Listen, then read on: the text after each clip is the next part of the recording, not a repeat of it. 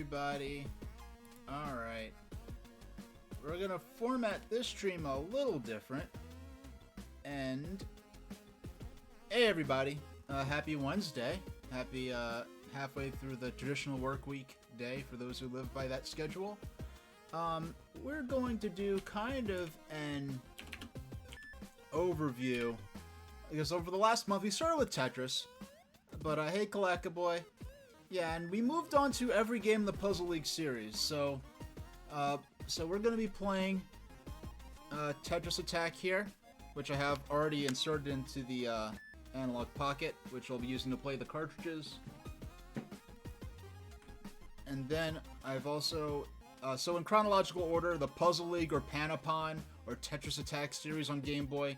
I went with Tetris Attack, then you had Pokemon Puzzle Challenge here for Game Boy Color. Now there's an unreleased game that would have come out before this for the black and white Game Boy that never was released. It was only partially finished, and we're going to be playing the incomplete version of that during this stream because it was actually included in an extremely obscure Easter egg inside this cartridge.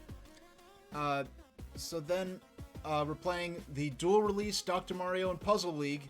We're just going to be focusing on the Puzzle League part, because that's the series we're covering, and I like Puzzle League a lot more than Dr. Mario. This one version was interesting. I discovered it last stream on Saturday, and this version is the first version of Puzzle League to have no theming in terms of characters or IP tie-ins, like Tetris Attack ties in with Yoshi's Island, Pokemon Puzzle League and Puzzle Challenge here on Game Boy Color tie in with Pokemon. And the original Panapon or Panel de Pon IP had these sort of little fairy girl characters. This has no theming or characters in it whatsoever. There's one character from Panel de Pon that appears purely as an aesthetic touch that's optional.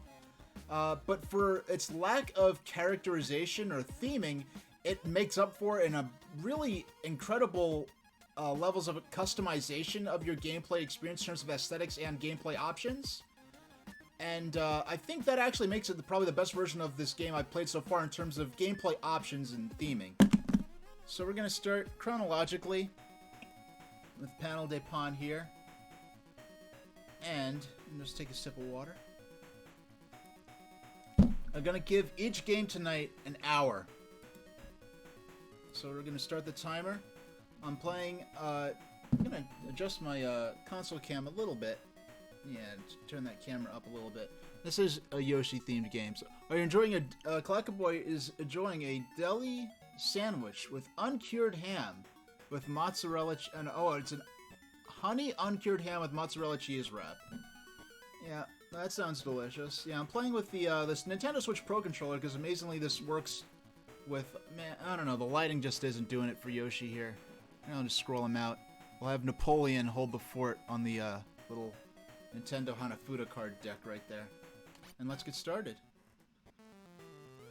You know, it's funny. I guess I could leave Break-In up there. I never really quite did something really like this, where I have an... so let's go with Endless. Let's start... Because I like... whenever I play Panel de Pon or Puzzle League games, I like to start with Endless mode. And just start slow. And just let it ease up gradually. We'll be Yoshi. No, we'll be Poochie. Yeah, we'll be Poochie for this. I don't know, Poochie's sprite is kind of lame, actually. I'm going to... I think I'll just cancel game instead of quit. Yeah, we're gonna play as Yoshi. Because we know he has a good sprite.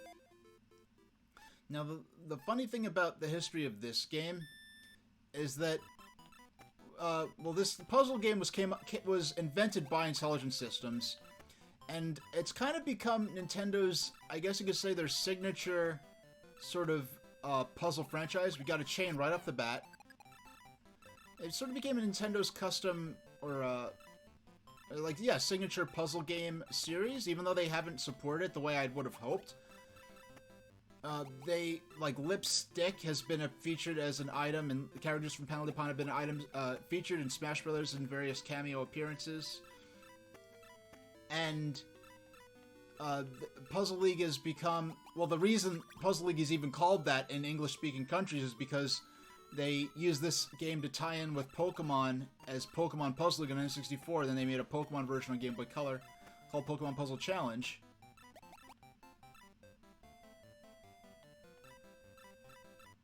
Oh, Buca de Lepo. Buco de Beppo. I've never heard of that restaurant before, so I guess we don't have it in my region. Yeah, you're having their lasagna the other day. Have you ever, I was meaning to ask this. Chickaletta boy, have you ever had, manicotti made like the really old school way, where the manicotti is made with crepes instead of with wheat pasta? Because my mother, when she would make us vegetable manicotti growing up, and she'd always talk about how, if you really want to do it like really old world style, you actually make crepes for the manicotti instead of using wheat pasta. And I've never seen a restaurant that offers it in that style.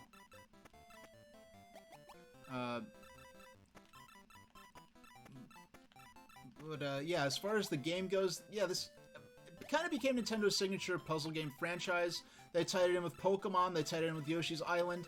They included a Animal Crossing themed version of this game called Animal Crossing Puzzle League, and with Animal Crossing on the 3DS. You've heard of it, but you never tried it. Yeah, it's one of those things that I'm probably going to have to do myself when I get an apartment with a bigger kitchen where I could cook properly. When I do get something like that, I'd probably like to do something like akin to HelloFresh, one of those meal delivery things. They deliver you fresh ingredients in the exact amounts to make the recipes they send you. And it comes with the recipe card and the video. You can just watch it and know exactly how to make it. Everything's pre-measured. Because I would like to improve my home eating habits.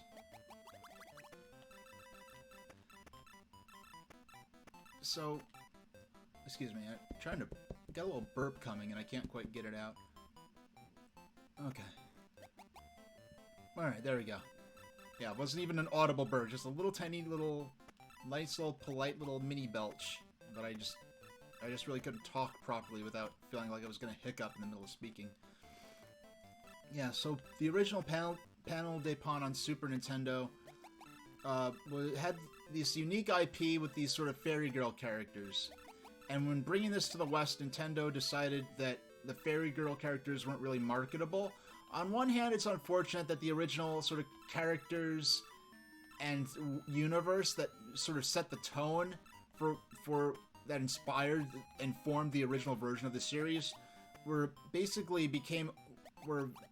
alien to Western audiences until they finally released Panel de Pon on the Super Nintendo service for Nintendo Switch Online, which Nintendo only did because they could not use the Tetris Attack IP that was attached to the westernized version of Tetris of Panel de Pon, which they renamed Tetris Attack, licensing the brand from. Have you ever heard? Oh, let's see. Have you ever had an ice box cake? Saw a YouTube video and you'll be making one. I never heard of an ice box cake this morning, but since you did remind me of YouTube, you might have saw this already, Chickaletta boy, but I did go ahead.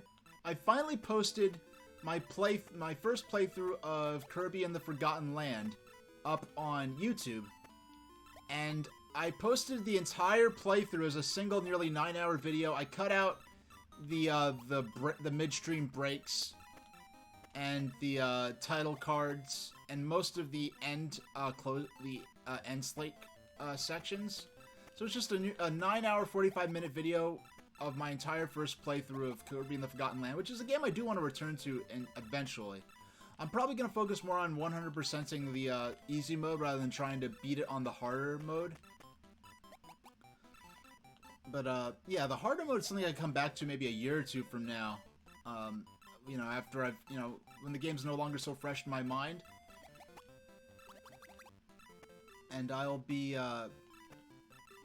looking forward to playing that game again in the future. But yeah, I thought it seemed like a good idea, since it wasn't like I'd never do this something like Paper Mario for N64, because that playthrough took like many hours over many sessions and multiple months. Whereas Kirby and the Forgotten Land, it was only like a 3-stream affair, and it was under like 10 hours. It was under like 8 hours. It was nearly 10 hours, but it wasn't that long.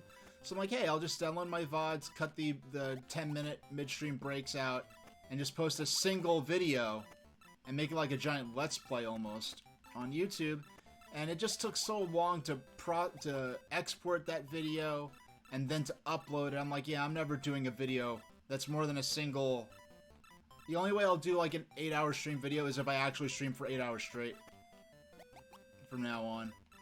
When I have a computer with a bigger... Yeah, when I have a computer with a bigger hard drive, that won't be so much of a concern. But I don't have the hard drive space to have a 10-hour video rendered on it that I use just to upload it and then immediately delete it. Because I do... This computer, frankly, is kind of a bit of a contingency computer. Like, it's a laptop. It has mostly better specs than the old desktop I was streaming with, but it was a lot easier streaming with that desktop because it had a lot more RAM. So operating Streamlabs desktop, which is the broadcasting software I use, was a lot quicker. Whereas there's some times where things that should take seconds should take several minutes. It makes it difficult to stream. There's certain elements of my stream that I've considered dialing back on that I know that aren't going to be missed in terms of the practical aspect. But in terms of my personal signature, I do like having them. Stuff like, you know, just having the tickers that are unique to each stream with the individualized stream numbers. It's one possible thing. I do have layouts where, if it's a game, like, I have this ready for Mario Party Superstars, where if it's something like what I did with when I beat Kirby in the Forgotten Land, still had like an hour and a half left on my stream, scheduled block, where, hey, if I want to just jump into to Mario Superstars, I have a layout ready for it that has the ticker saying, the year, the developer, what console it's for, and it doesn't have the individualized unique stream number on it. So that way I can just jump into it. I don't have to worry about making sure the stream number is accurate, because it was taking longer to change those stream numbers out than it should, just because of the lag I have on my broadcast software. Because I do, the stream numbers in my tickers for my streams are unique to each stream. And they have some actual... They were always put in kind of as a gimmick, but they do have legitimate practical purposes that has come in use a couple of times for me. And, in referencing, like, I'll have some footage on a compilation I made, like, which stream was that? Okay, I know, because of that date, and then I have a spreadsheet on my computer as to which individual stream that was and what other games I might have streamed with it. So, Clackaboy, do you do, I think this is the first time you mentioned anything relating to baking? Is that something you do occasionally, or is that like a major hobby for you? But if you want to keep that to yourself, that's perfectly reasonable, of course. A casual mention of something you're doing on one particular weekend needn't obligate you to discuss any major hobbies or anything you might want to keep under your hat. Yeah, so the original version of this game actually was in full color on Super Famicom. They brought it to Super Nintendo and that's the thing, they licensed the Tetris Attack, the Tetris branding from the Tetris company, which the Tetris company as explicitly said publicly in interviews that they regret letting Nintendo use the Tetris license for this game. Oh, and Icebox Cake requires no baking. Okay, well, that shows you how much I know about icebox cakes. Because the thing, when I hear about icebox cakes, like, the first thing I think of, when I hear of cold, and then I think of cake, I think of baking. So the first thing I thought of, actually, was Baked Alaska. Where the cake, where you bake ice cream, but it's, like, insulated, so it doesn't actually, like, melt in the oven. It just... And there's another thing, I think it's more of an Asian thing, perhaps, called, because I first had it at a Taiwanese restaurant back in New York that I used to love to go to, and I used to, actually, I think I never went there on my own. I did go there alone at least once, but it was like this wonderful little Thai restaurant out on Long Island, and I would go there with my mom a lot back when I was in high school. And then after I graduated and I was in college, I think I took myself there a couple of times once I could drive and everything. But, so this game, this Tetris Attack for Game Boy. Yeah, so Panel de Pon was ported, it was localized for the West as with Yoshi's Island motifs replacing the Fairy Girls, and they called it Tetris Attack. Now, there was no Game Boy version of Panel de Pon in Japan. Nintendo, I guess, maybe commissioned Intelligent Systems to make a Game Boy version of Tetris Attack using the Yoshi's Island motifs and theming from the start. Probably because of the way Nintendo was really doing a lot to market Game Boy as a system for casual adult gamers who might not be interested in more typical sort of action games or platformers, but might, be waiting in an airline terminal for a flight or have a long train or bus ride into work and would play something like Tetris or Dr. Mario or even a simple sports game like Game Boy Golf. And actually, there was a video we watched when I did my Super Mario Land stream where that was a training video for Nintendo sales reps, and they mention that Nintendo's sales numbers showed that about half of the Game Boy players, the people playing Game Boy, were actually adults. Because before the era of smartphone gaming, if you're not a hardcore gamer and you want a simple casual game to divert your attention, you're going to need a Game Boy or dedicated gameplay device at the time. So I know later, by the Game Boy Color era, I think it was more handheld games became seen as more of a kids-only sort of market, to the point where in 2004, Nintendo cited some sales numbers from NDP that were saying that a third of Game Boy Advance players were over the age of 18, and the fact that over a third of players were over 18 was shocking to a lot of people. It made sort of waves on the online game sites I was on, and reading the temperature of. And I was like, well, that's not so surprising, considering that, if you look at a lot of the early Game Boy commercials, they were successfully marketing the Game Boy line to, adult professionals, who might have long waits in waiting rooms or on public transport.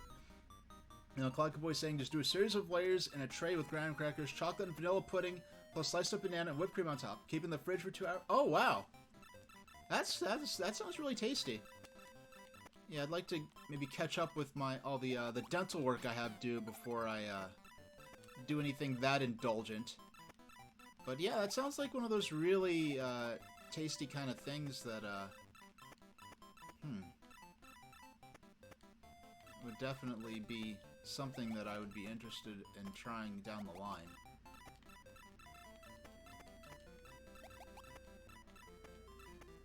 Now, okay, I was planning to do something completely different with those hearts. If you were looking to the left of the playfield, you could see what that was.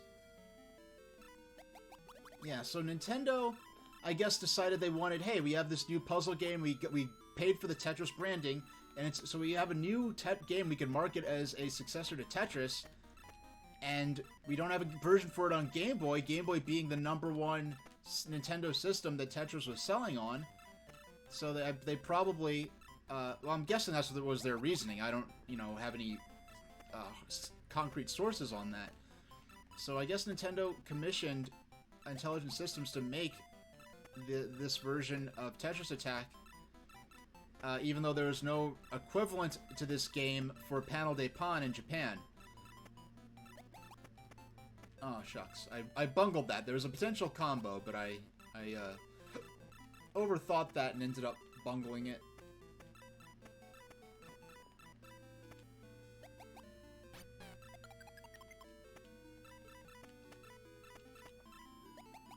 Yeah, and so, like I was getting to this point before specifically, but so Panel de Pon on Super Nintendo is full color, and I think really on Super Nintendo or Super Famicom, the shapes in these when they came up with the idea to put shapes inside the colored blocks, I expect that I may be, I'm happy to be wrong on this, and even if I'm right on this, I don't think that besmirches, Intelligent Systems game design philosophy, but I don't think, Intelligent Systems was specifically thinking about, hey, if we put circles, diamonds, triangles, and stars and hearts in the playing pieces, then that means that people who have limited color range, or are colorblind, will also be able to play this game.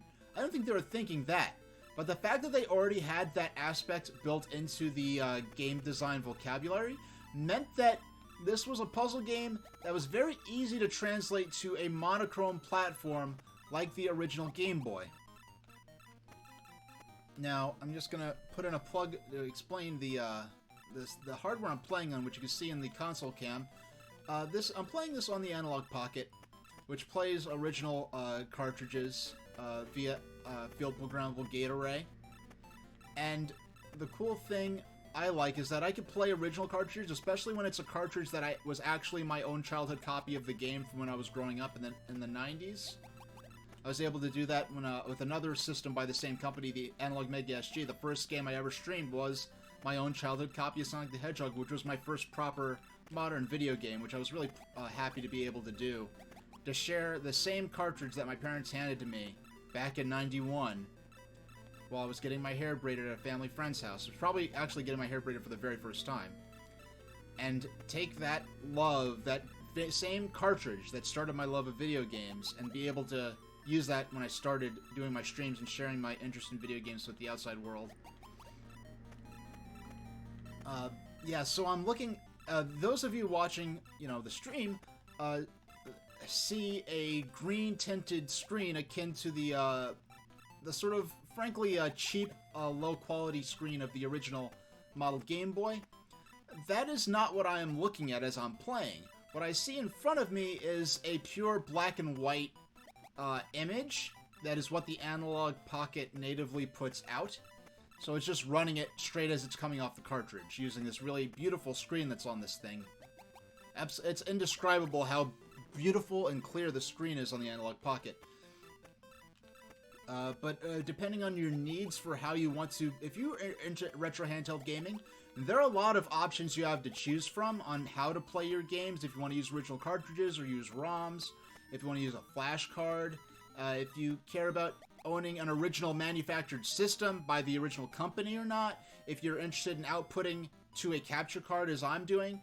So there are all kinds of different options on how to play handheld games on a portable device, including just simply emulating on your smartphone if that's good enough for you. So I'm not trying to position the Analog Pocket as being the ultimate end-all solution. I think we're really lucky in a hobby that's as sort of esoteric as obsolete video games. That there's so many different solutions on how you can access and experience these games. But for me, this is a great solution that works for what I want to do with it, with the device. Now, there's a mode on the Analog Pocket that lets me output it in a mode that even better than what you see on this filter that I have set up. Because all you're looking at is I just set I put up a green JPEG over the game screen on my layout and just turn down the opacity on it so that it's transparent. And I use that to simulate having a green screen. I did that because originally the different custom display options where you could simulate different models of Game Boy in terms of how the video display screen looked on those different systems, like how the Game Boy Pocket looked different from how the original Game Boy looked, how the Game Boy Color looked, how the Japan-exclusive Game Boy Light system looked. Oh, a Collectiboy saying, you even saw someone do an icebox cake using Biscoff cookies instead of graham crackers. Okay, now that's especially tempting. I recently got some Speckaloos spread, and I was being really sort of self-indulgent. I was spreading it on graham crackers. And that was quite the, so not, it's not something I want to do often. It's something I did that, okay, I'm like, okay, I'm good. I did it for the year. I'm alright for the rest of the year. I don't have to do that again. Yeah, so Nintendo kind of lucked out, and Intelligent Systems kind of lucked out that I guess the visual vocabulary of Panel de Pon and Tetris Attack happened to lend itself well to being converted into a 2D format. I don't think that, like, for instance, if you look at something like Dr. Mario, that's a game Nintendo put on Game Boy, you know, specifically to appeal to that Tetris-playing, casual gaming audience. And anyone who liked, you know, Dr. Mario on NES or Famicom or whatever. And that's a game that I think really kind of pushes the limits of what Game Boy can get away with in terms of using great, like, textures and different shading effects using the 4 colors that the original model Game Boy can display in order to differentiate between the playing pieces the way that Dr. Mario is able to do on every other system except for the original model Game Boy.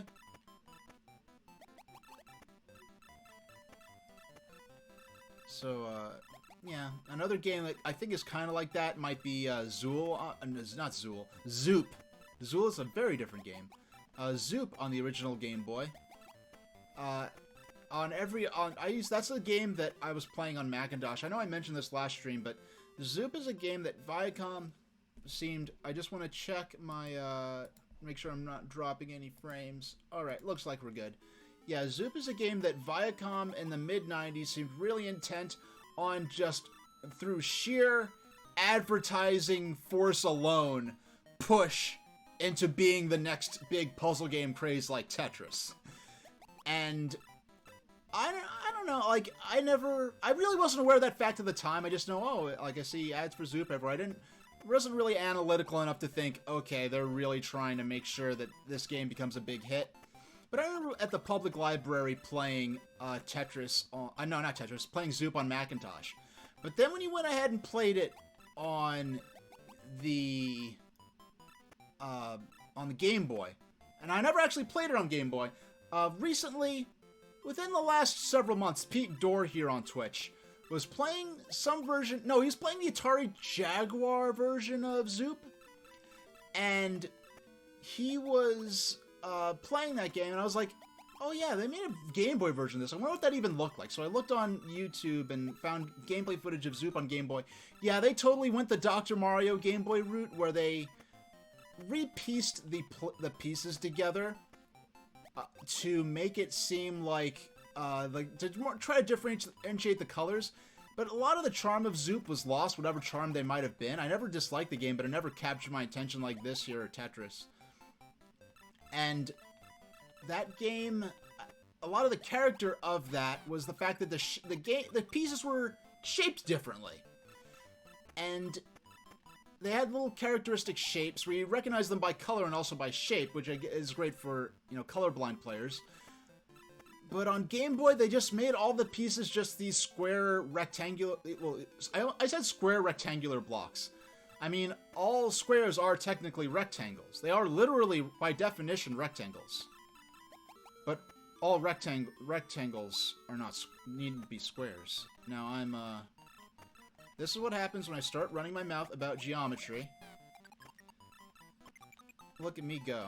Yeah, I just casually started going off about geometry.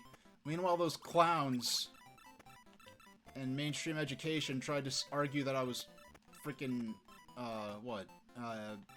mathematically illiterate? I mean, yeah, like, I remember must have been in 3rd grade. I know I told this story. I have to make some actual videos about this. I need to write some poems about this.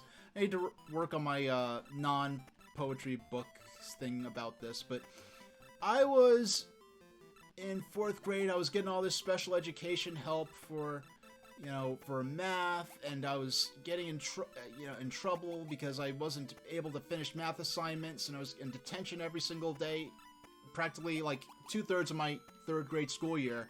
Like, oh, I can't handle these math concepts, you know, he's having trouble in math. And at the time, I mean, I was already diagnosed with several flavors of special by that point, but there was still this kind of disconnect where one hand didn't know what the other was doing, where even though they intended well, they were still this sort of...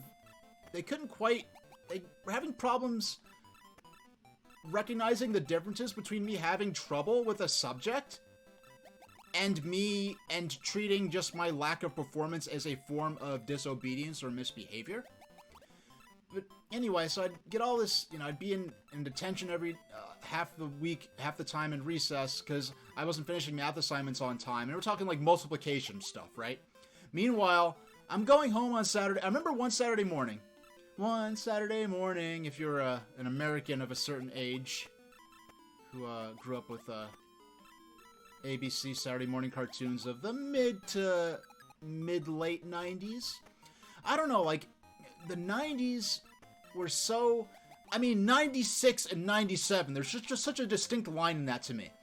93, 94, there's a little bleed over, but, like, 97 was like, alright, 97, we're getting into the internet starting to beginning to take a more significant hold over popular consciousness. Not nearly in the way it is now, but things started to change in 97, I feel like. But anyway, I've seen this great YouTube video. I have to dig it up someday and probably share it on my YouTube or on my Twitter or Tumblr. Which, by the way, I guess Tumblr decided to start attempting to impersonate the appearance of being a functional social media site. So now the feature where you can automatically forward posts from Tumblr to Twitter works again. So people who follow me on Twitter are now actually seeing a lot of good, a lot of my reblogs and my original material there, which is, I love a lot. That's happening again. So now you're seeing my daily train pictures that I like to reblog on there, or some of my... I don't know, I've just found Tumblr, for browsing and finding material, it's, all the jokes about how it being a hell site, I totally agree with. Every social media site's kind of arguably a hell site, but within my little walled garden of where I like to go on Tumblr, that being just immediate friends, which I have very few of left on Tumblr. I basically just use Tumblr because I've been there for years and it's a good platform for posting stuff. It fits that line between a blog and being social media that I don't think anything else quite encaptures, because there are other sites that are just more proper blogs, like you're building a website.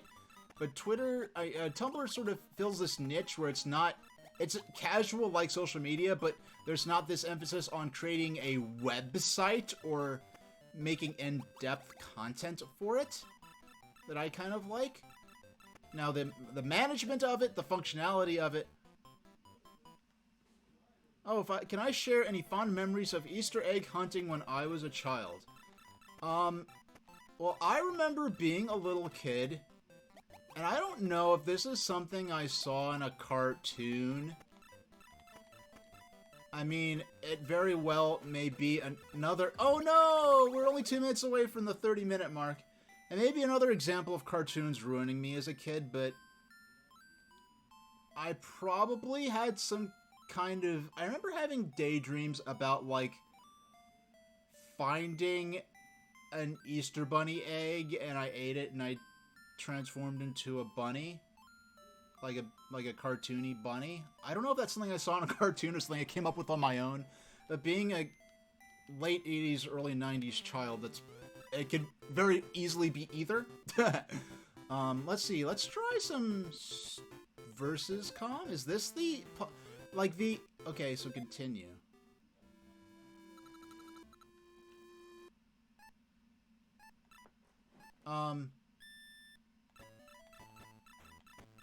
Yeah, so I'm not quite sure.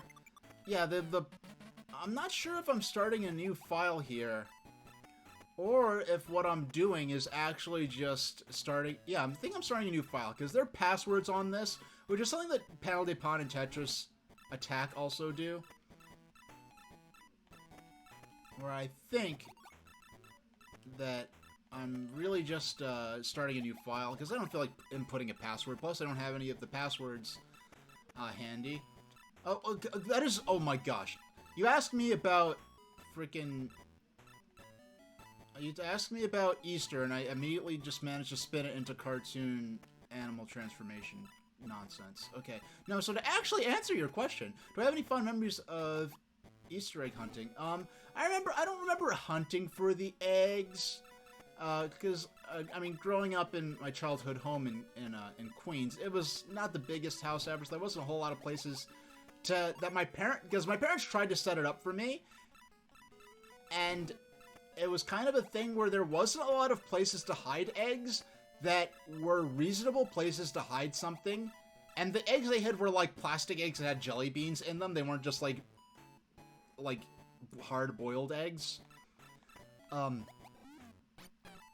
then, oh, I knocked him out. I didn't... You know what? Okay, that was nice, but let's see. I want to... Let's quit out of this. Let's go to normal mode. New game. Normal. Alright, let's get started. Yeah, what I remember watching It's the Easter Beagle, Charlie Brown, and Marcy, trolling the heck out of poor Peppermint Patty by messing up every batch of eggs that Peppermint Patty buys from the store for them to boil and paint. And what happened next was that, I remember that when Marcy, like, she's supposed to, there's one scene where she's supposed to put the eggs, she's supposed to put the entire chicken egg into boiling water to boil the eggs. I'm getting, like, owned. What the cheese is this? Okay, we're gonna, there we go. Yes. That one was on purpose, I could say with a great pride.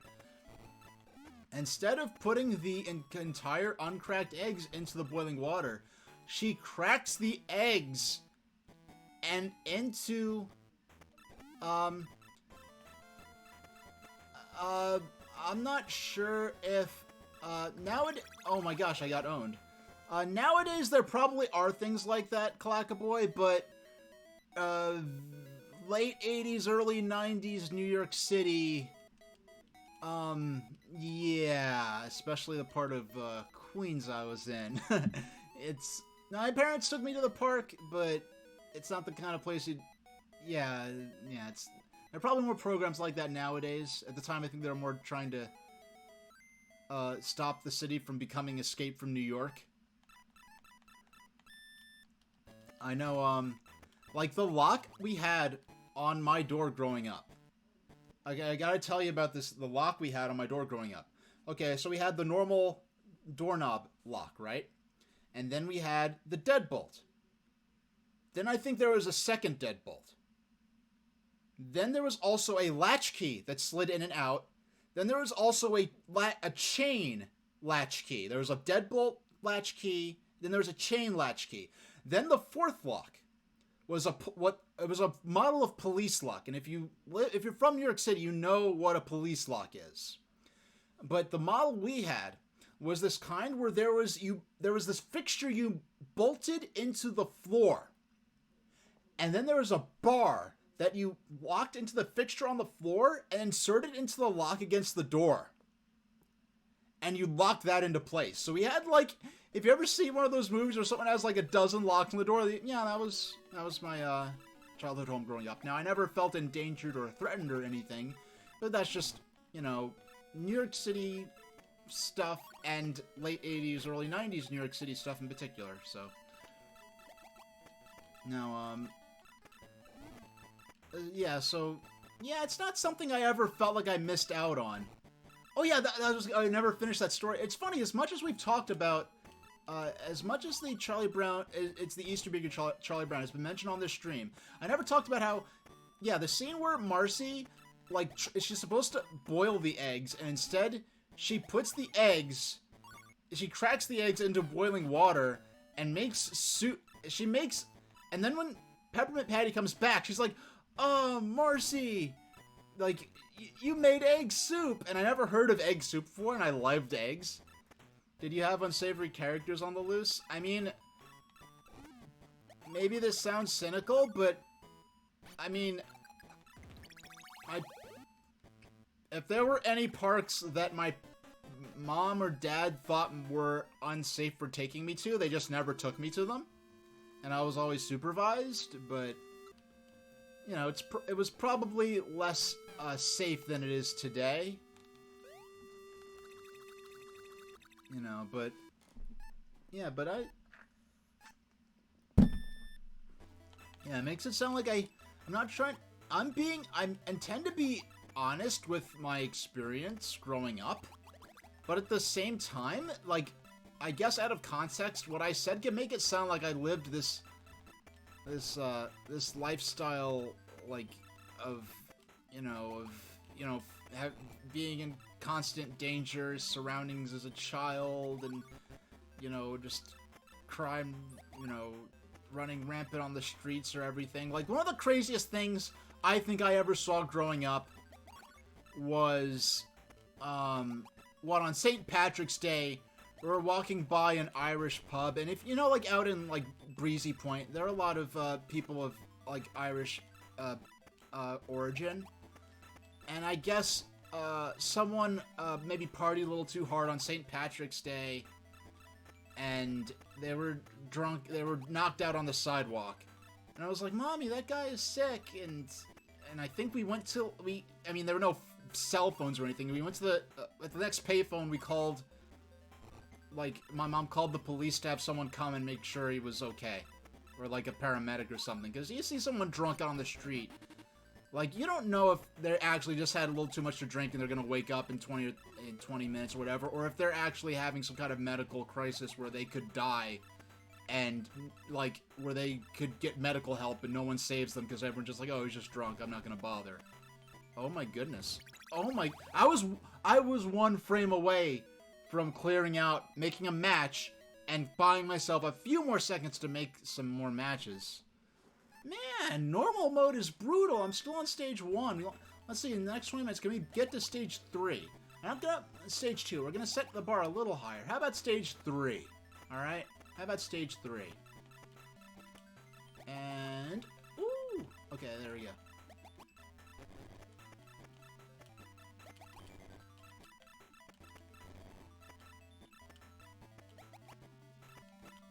And, okay, so we're gonna match.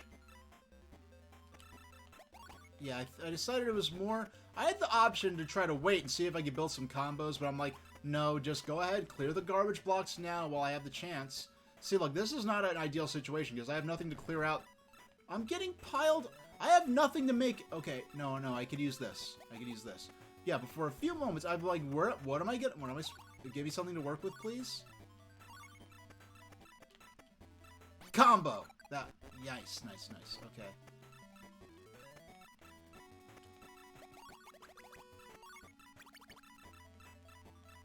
Okay, so... Please, work with me, game. Please, game, let me actually play a little bit. I'm not asking... I mean... I feel like this is going straight to hard mode. You have to have something in between easy and hard mode.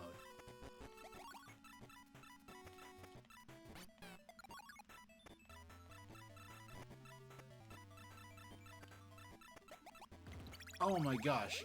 That was such butt. Like, how... What am I supposed to do? Okay, let me just make sure. And if my mic goes bananas, or if I start dropping frames, let me know. But I just, while I was still game overed, I'm like, hey, let me drop in, check on my... Because I don't use my broadcast software to make sure my frames are alright. I use my mod view on my web browser for that. Because I find that tends to be more accurate than my broadcast software. Actually, let me grab a swig of water while I'm at it. Oh, they hid the eggs in the house on...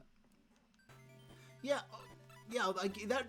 Mentioning that again, it keeps getting it back. I'm gonna eventually tell the story of... It's the Easter Beagle Charlie Brown and Marcy destroying poor Peppermint Patty's eggs every single time, because once she puts them in a waffle iron, and then another time, yes, that's the time she accidentally made egg soup out of them. I was like, Mom, there's a thing called egg soup.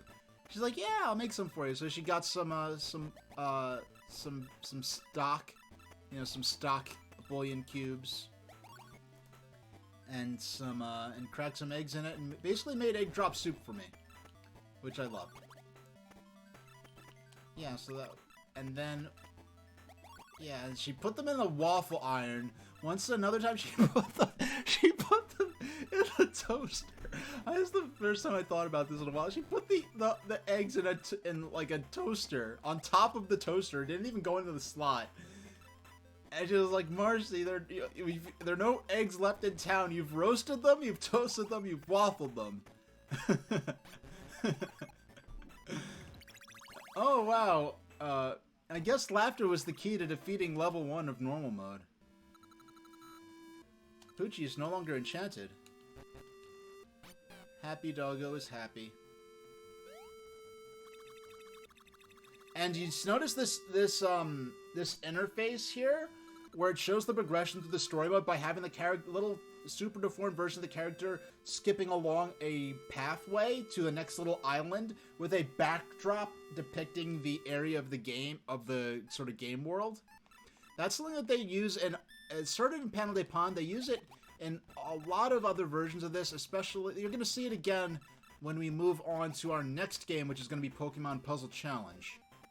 And by the way, speaking of, I just wanted to drop that in there. And I'll drop my artist credit in there too for... Oh, okay, so... Yeah, I forgot to put the, my chat to not overlap over the box.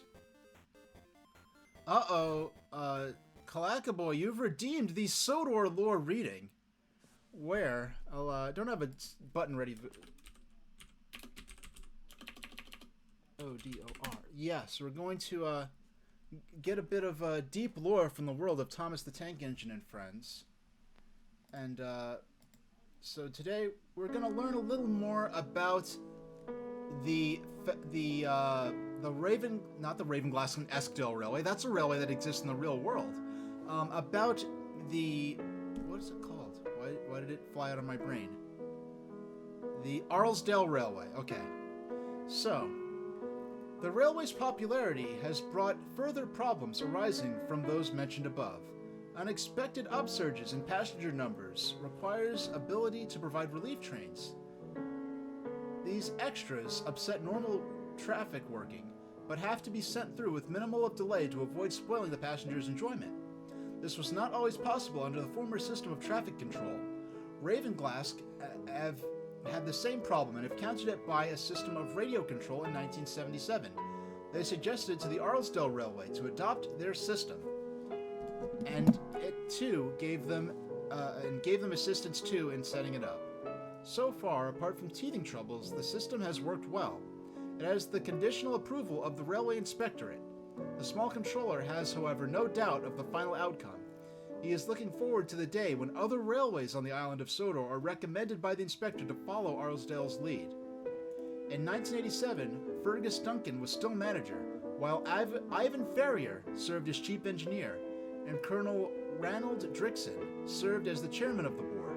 By 2005, after nearly 50 years of service to the line, Fergus Duncan was preparing for retirement, but he did not retire until 2017, where he ended his career as general manager of the Arlesdale Railway. His potential successor is unknown and is felt in many quarters that the example set in his service to the line will be a difficult act to follow. Yes, so that is your newest bit of little lore about the Arlesdale Railway. Yeah, so yeah, I love the Sodor lore reading. As I mention every single time, people might be new to my stream who are expecting to hear, little cutesy stories about, talking trains, actually end up hearing some extremely realistic sounding history that Reverend Audrey and Christopher Audrey had crafted for the island of Sodor, which unfortunately, since 2005, virtually none of this lore... No, since 2005, I wish. Since 1995, virtually none of this lore was incorporated into the Thomas and Friends television series. They decided they wanted to make a cute series for kids and get away from the realistic aspects of the source material for Thomas the Tank Engine. And now the Arlesdale Railway, which I mentioned, first appeared in the books in the 1960s. It was not featured in the Thomas and Friends television series until 2015. And when that happened, longtime fans of Thomas were like, what? You're bringing the Arlesdale Railway into this? You're actually adapting Reverend Audrey and Christopher Audrey material into the Railway series again. So for those expecting cute little stories of talking trains, the Sword Lore reading, you're actually going to hear the sort of the original concept for the sort of Railway series, which is the source material for Thomas the Tank Engine, is that the island of Sordor is a real place, and that this children's stories are kind of fictional stories that take place on the island, where these are real events that take place on real railways, and then we sort of characterize them with the idea that the trains can talk and have feelings. Now, for those who aren't familiar with my streams or the equipment I'm using the Analog Pocket, which you can see in my console cam there. I am not using any... the frame I'm using is just a random frame I found online, that Game Boy screen, that outer frame to sort of set the tone. What I actually did was just set a green JPEG over my my frame, over the game screen and my setup and my layout, and just turn down the opacity on it to make that transparent. Because that was a way from... Because originally, the Analog Pocket in its original operating system version was not able to replicate the different modes where you could simulate different models of Game Boy on the screen. So I wanted to have the game... Because I'm the DMG 001, the original model gray brick green screen Game Boy, was my first Game Boy system, my first Nintendo system I ever owned, and the second system I owned after my Game Gear back in '95. And I really, that awful green tinged screen, which I was so happy to get away from when I got my Game Boy Pocket, where even if they weren't in full color, just the fact that I had a higher quality, what am I supposed to do with that? Come on. Yeah, I wanted to sort of, because what I'm looking at on my monitor in front of me is actually just, it put out strictly in black and white, in 4-color black and white, exactly as it comes out of the game's programming. Whereas with this, now they since added the ability to add those filters from the Analog Pocket's display mode, which were previously exclusive to the handheld mode of this when you're not using the console dock. But I found that when I'm looking at the monitor, the mode where you could simulate the green screen effect and the pixel and actually have like the pixels blown up on the screen is absolutely gorgeous. However, it is such high resolution, or maybe such low resolution, I'm not exactly sure technically which is the case, that in order to display the game on screen in this layout format, it makes it look like you're viewing the people watching the stream, or it looks like they're viewing it through a mesh screen door. And it's very nasty kind of result that I'm not satisfied with. And to blow the screen up to a size where the game does not look completely messed up or like sort of pixelated, or like there's a mesh screen door in front of the game screen, I have to blow the screen up to like 4 times the size of what I could fit on my layout, leaving no space whatsoever for my ticker, my scrolling ticker, or my webcam, or a console cam, or the game box art. Because that's why I do enjoy my 4x3 games. Oh, and by the way, I'm going to plug this here. I don't think yeah, my next stream, which is going to be next Wednesday, I'm going to be playing some Mattel and television stuff via the arcade... No, what is it called? What's the thing? The Evercade Versus. And it's kind of crazy because the Evercade Versus is basically exactly what the ill-fated Retro VGS / Coleco Chameleon was trying to be, except for they actually just came out with it with no fuss or drama or build-up. They just released it. Hey, we made, that little weird little handheld we made that could play retro custom, like our unique library of retro game cartridges? Well, we just made a console version of it. Here it is. So I got that thing specifically because I wanted a way. Now, if they came out with... Now, if the current custodians of the television IP, instead of making their absurd scam console, the Amico, which didn't start out as a scam, it just started out as a bad idea that was kind of a solution in need of a problem, at best. though I was genuinely interested in it. There was a point where I was like, huh, maybe I should, there was a point where I was like, hey, when this comes out, I won't pre-order it, but I was like, hey, if this comes out, I'll buy this thing. Maybe, this is before they started showing the games themselves and how unimpressive they were looking, but some of the initial, like, ideas they had sounded genuinely interesting as kind of a bridge between the toy industry and the video game industry. Hey, Pete, how's it going? Long live Amico. I hope so. I hope that thing comes out. There's too much I want to. I hope that thing comes out, and I hope you get yours, Pete. If that but right now, I'm just crossing my fingers that the current Intellivision company survives long enough to survive into May for Volume 2 of the Evercade Intellivision compilation to come out, because I got the Evercade verses specifically for the Intellivision compilation, because I have some experiences with you want to play it at this point because it seems so terrible.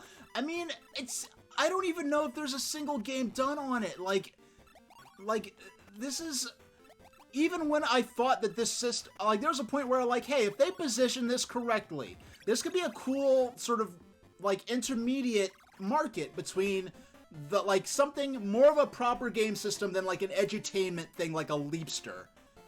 It's not like a preschool toy, but, you know, a first game system with simpler games.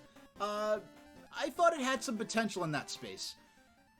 And man, like, it is amazing what a mess it became, and I genuinely didn't want it to be a mess. There's a certain aspect to where people are now sort of following this just they are just lining up to see a train wreck, and I don't blame them.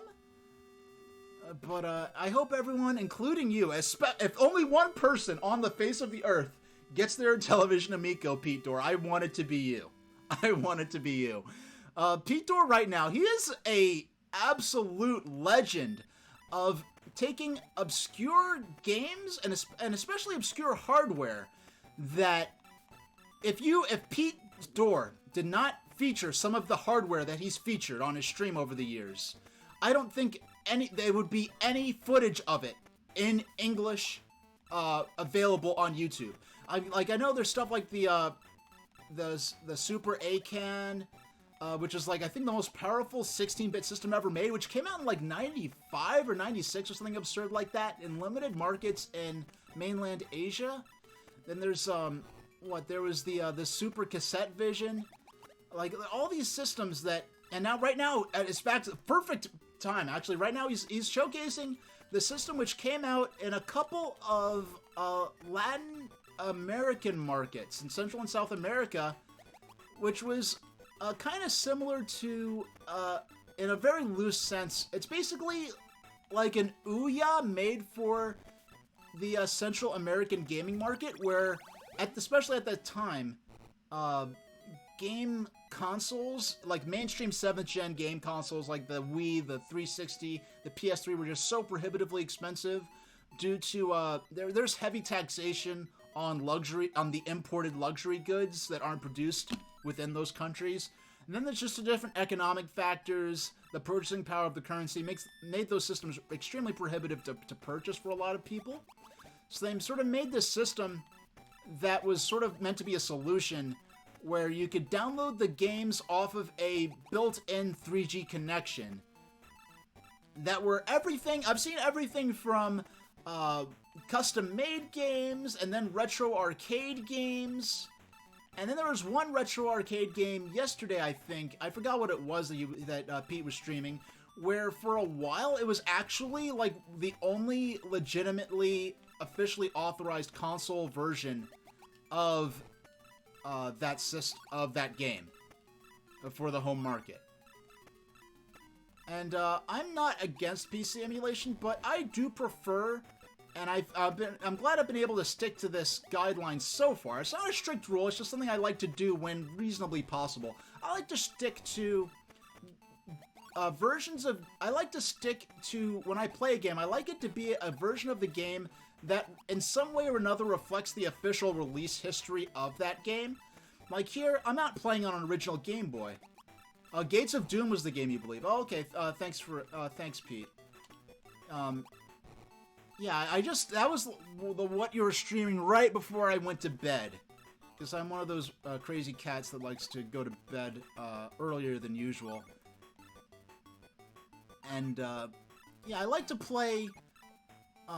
I like to either use original cartridges if there's a solution available like this, what I'm playing on here, like an aftermarket clone console, or or if there's an official digital release or a compilation, I'll use something like that. So yeah, I could. And what I wish now, if Intellivision had any brains at all, and the fact that they licensed those collections for the Evercade, those compilation cartridges, which I own one of, and I'll be streaming next Wednesday. If they had any brains at all, I'm gonna tell you, if Intellivision, all they needed to do was release an HDMI version of the Et Games has an infamous reputation because they've done really bad versions. Some of their products are really bad, but some of them are actually great. Like they did a standard def version, a standard definition. Yeah, so traditional like red, yellow, white connecting cables. They did a standard def Intellivision flashback system in 2014, which is longer ago than I'd like to pretend. Yeah, in 2014 they did a standard def Intellivision flashback system that included replica controllers. That was so because the Intellivision has unique controllers. I know those Intellivision controllers are really infamous now. Oh, worst controllers ever. What were they thinking? But you have to think at the time, the main console out at that point was the Atari VCS, or as it became known, the 2600. And so when you take a system like that, which is a system made for basically moving a character or firing a shot, is basically what they designed that initial joystick controller for the Atari 2600. And then you want to try to do a more sophisticated system that can have multiple functions. One of your main points of reference in terms of the design vocabulary of electronics at that time period is going to be a keypad for something like a telephone or a remote control. Actually, no, I always keep thinking of a telephone, but there were probably... Oh my gosh, I can't. I'm doomed. Okay, no. We're safe for a moment. Yeah, when their main points of reference is going to be a television remote control that's going to have a number pad. And that's what they made the controller around. No one ever did the cross-shaped control pad switch mechanism that Nintendo invented with the Famicom. Alright, so I gotta get up and stretch for a minute. Just a few seconds. 3, 4, 5, 6, 7, 8, 9, 10, 11, 12, 13, 14, 15, 16, 17, 18, 19, 20. Alright, here we go. Alright, just gotta give myself that 20 seconds. Unfortunately, I'm not the kind of player that could marathon. Okay, so our next game, we're going to be playing Pokemon Puzzle Challenge. So we're just going to swap this out. Yeah, it's kind of a crazy leap that we went straight from, in terms of the Puzzle League series on handheld systems, we went straight from black and white Tetris Attack, straight to, in 1996, straight to Puzzle League, not Puzzle League, straight to Pokemon Puzzle Challenge on Game Boy Color. So we're at game 2. So let's set the timer for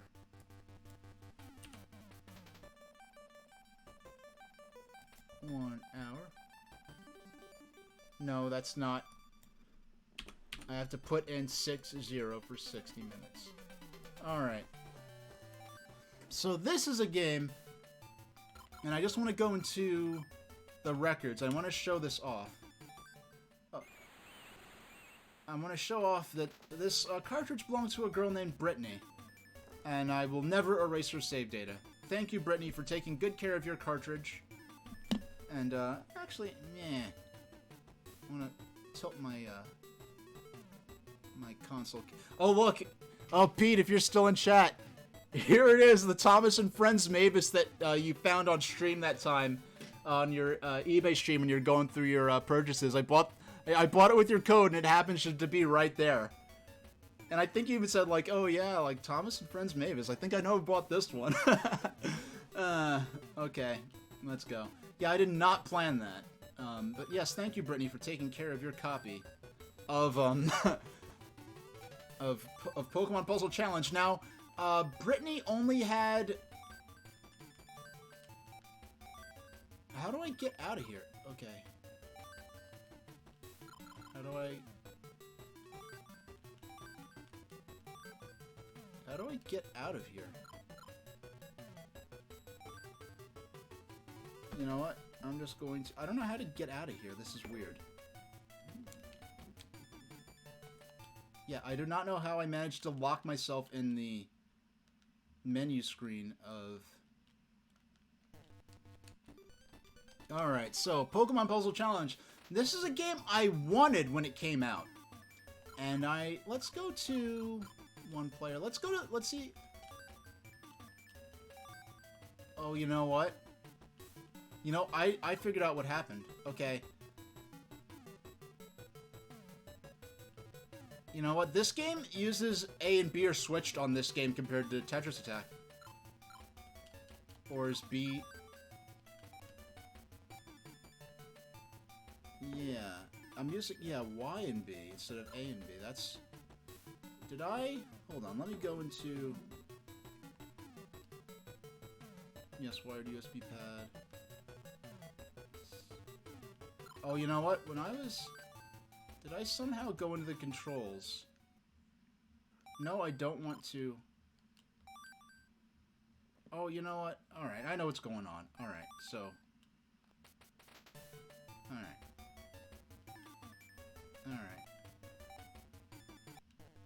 Alright, so once again, starting again, I will get through this monologue. Yeah, so this is a game that I wanted when it came out. Challenge? Continue? Yeah, okay. This is... Alright, these are called very different things in each version of this game. Yeah, so we have, like with Tetris Attack, we've got this walking along a path with the backdrop of the region in the background. And something really interesting I find about, well, Pokemon Puzzle League in particular, this is kind of an offshoot of Pokemon Puzzle League for N64, but with you have Sonic the Hedgehog, and you have Pokemon, right? And then they made Dr. Robotnik's Mean Bean Machine, a puzzle game spin-off of Sonic, and Pokemon Puzzle League, a puzzle game spin-off of Pokemon. The funny thing about both of those particular titles is that both of those games were made for the Western market, were reskins of a Japanese puzzle game, and were the only games in the Sonic the Hedgehog franchise and in the Pokemon franchise. Both of their puzzle game spin-offs were both the only video games to be based on the televised cartoon series for those games instead of being based off of the video games themselves. Now, there's this funny thing where this game on Game Boy Color is a spin-off of... It's based on the Pokemon Gold and Silver games, which were the most current Pokemon games of the period, whereas the Pokemon Puzzle League on N64 was based on the Pokemon anime. Oh, okay. The controls, A and B are... Instead of using A and B, it's using Y and B, and it's very hard to get used to. Now, going straight from the black and white Game Boy game, this is an incredible... My eyes feel like... I feel like my eyes can taste the flavors of all these different colored pieces. Going straight from Tetris Attack to this. Now, for the next game I'm going to be playing, I'm going to spoil a little bit here, but we'll start with our Gem Mint 10 Chickaletta here. And the funny thing I find is that, that's what I was going to... there's so many points I want to make, but this was like with Tetris Attack, like Pokemon Puzzle League on Nintendo 64, as I understand it, was based on an N64 version of Panel de Pon that was canceled, and they turned it into this instead. And then this game was based on a Game Boy version of Panel de Pon. For a version of Panel de Pon that was being developed for the monochrome Game Boy line that they canceled and replaced with Pokemon Puzzle Challenge for both Japan and the West. And the interesting thing is, what they finished of the incomplete Panel de Pon GB, as it's referred to, was included as an extremely hidden Easter egg in this game that you unlock via the most obtuse code one of the most obtuse codes I've ever seen in a video game. And so I'll be demonstrating that because Panel de Pon GB is the next game we'll be playing. I guess theoretically this game, being a black and white Game Boy game, would have come out before this. But since this is the primary release and Panel de Pon or Panapon GB was the sort of an Easter egg and an unreleased game, I'm gonna go to that next. That way we could go from going black and white game to color game to black and white game to color game, because the fourth game we're playing is Puzzle League on Game Boy Advance, which was a dual release in a combo cart included with included with Dr. Mario 64. Not Dr. Mario 64, excuse me. Included with Dr. Mario. It was a game called Dr. Mario Puzzle League. Both Dr. Mario and Puzzle League are treated on the cartridge as though it was an independent release. A fully fledged independent release with its own unique title screen and everything, that Nintendo decided at the last second, hey, let's just put these two on a single cartridge and give players a better value. Because there's an initial title screen that says Dr. Mario and Puzzle League, then you choose which one you want. Then it goes into a dedicated dedicated title screen for that game, as though that it was its own independent retail release. We need a combo now. Okay, we weren't doing too hot, but we took out Bryce's Steel just in time. And what was interesting is, to me, one of the things that's interesting is that there was never a Game Boy version of Panapon. They just went straight from making the Super Nintendo original, Super Famicom original Panel de Pon. They localized it to the West as Tetris Attack. Then they made a Game Boy version of Tetris Attack with the Yoshi's Island theming, specifically for the Western market. Then they released that in Japan as Yoshi's Panapon. And that game came out on the 3DS Virtual Console as Yoshi's Panapon. They never released Tetris Attack either in any form.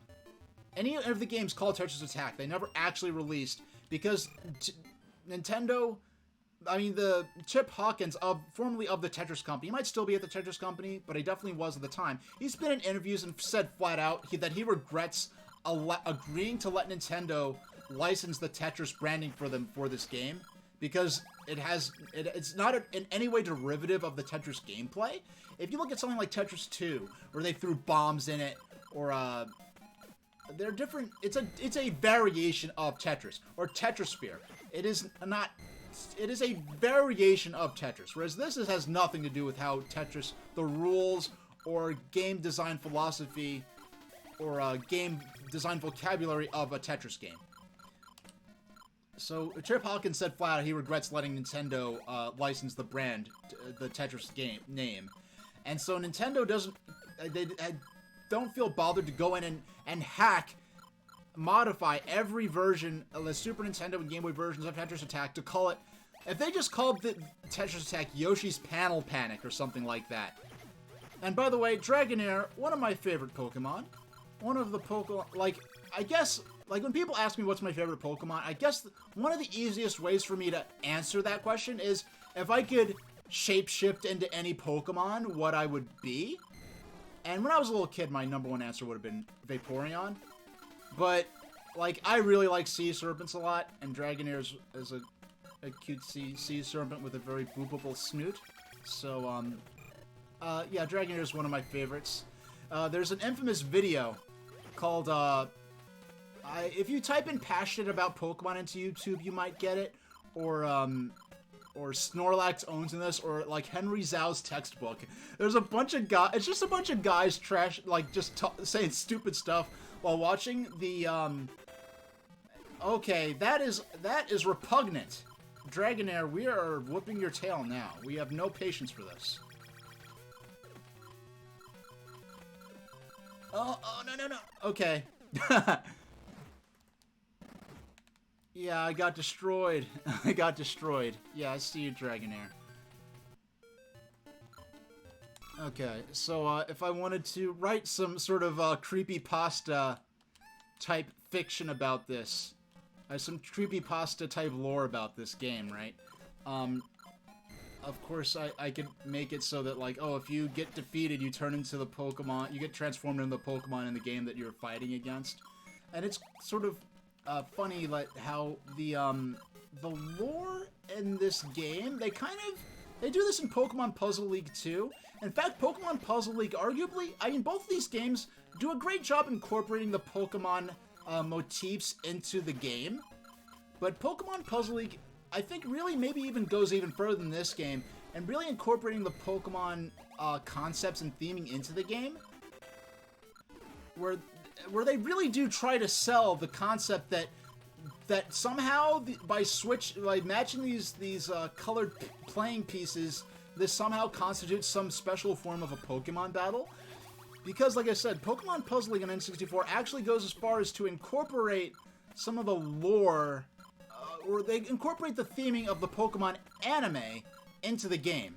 And so they actually have cutscenes, animated cutscenes, which is not something you saw a whole lot of on N64 in general, let alone voice acting. But they actually get some of the voice actors from the Pokemon anime.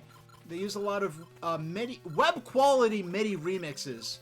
I swear, like, when I first, like, this isn't something I'm thinking in hindsight. Like, this is back when I rented the game. I was like, because you'd go to Pokemon websites back in the early internet, back in, like, the GeoCities, Angel Fire days you really could even rely on search engines. You'd use web rings to browse for Pokemon fan sites. And there are the same handful of web-quality MIDI renditions of different themes from the Pokemon anime.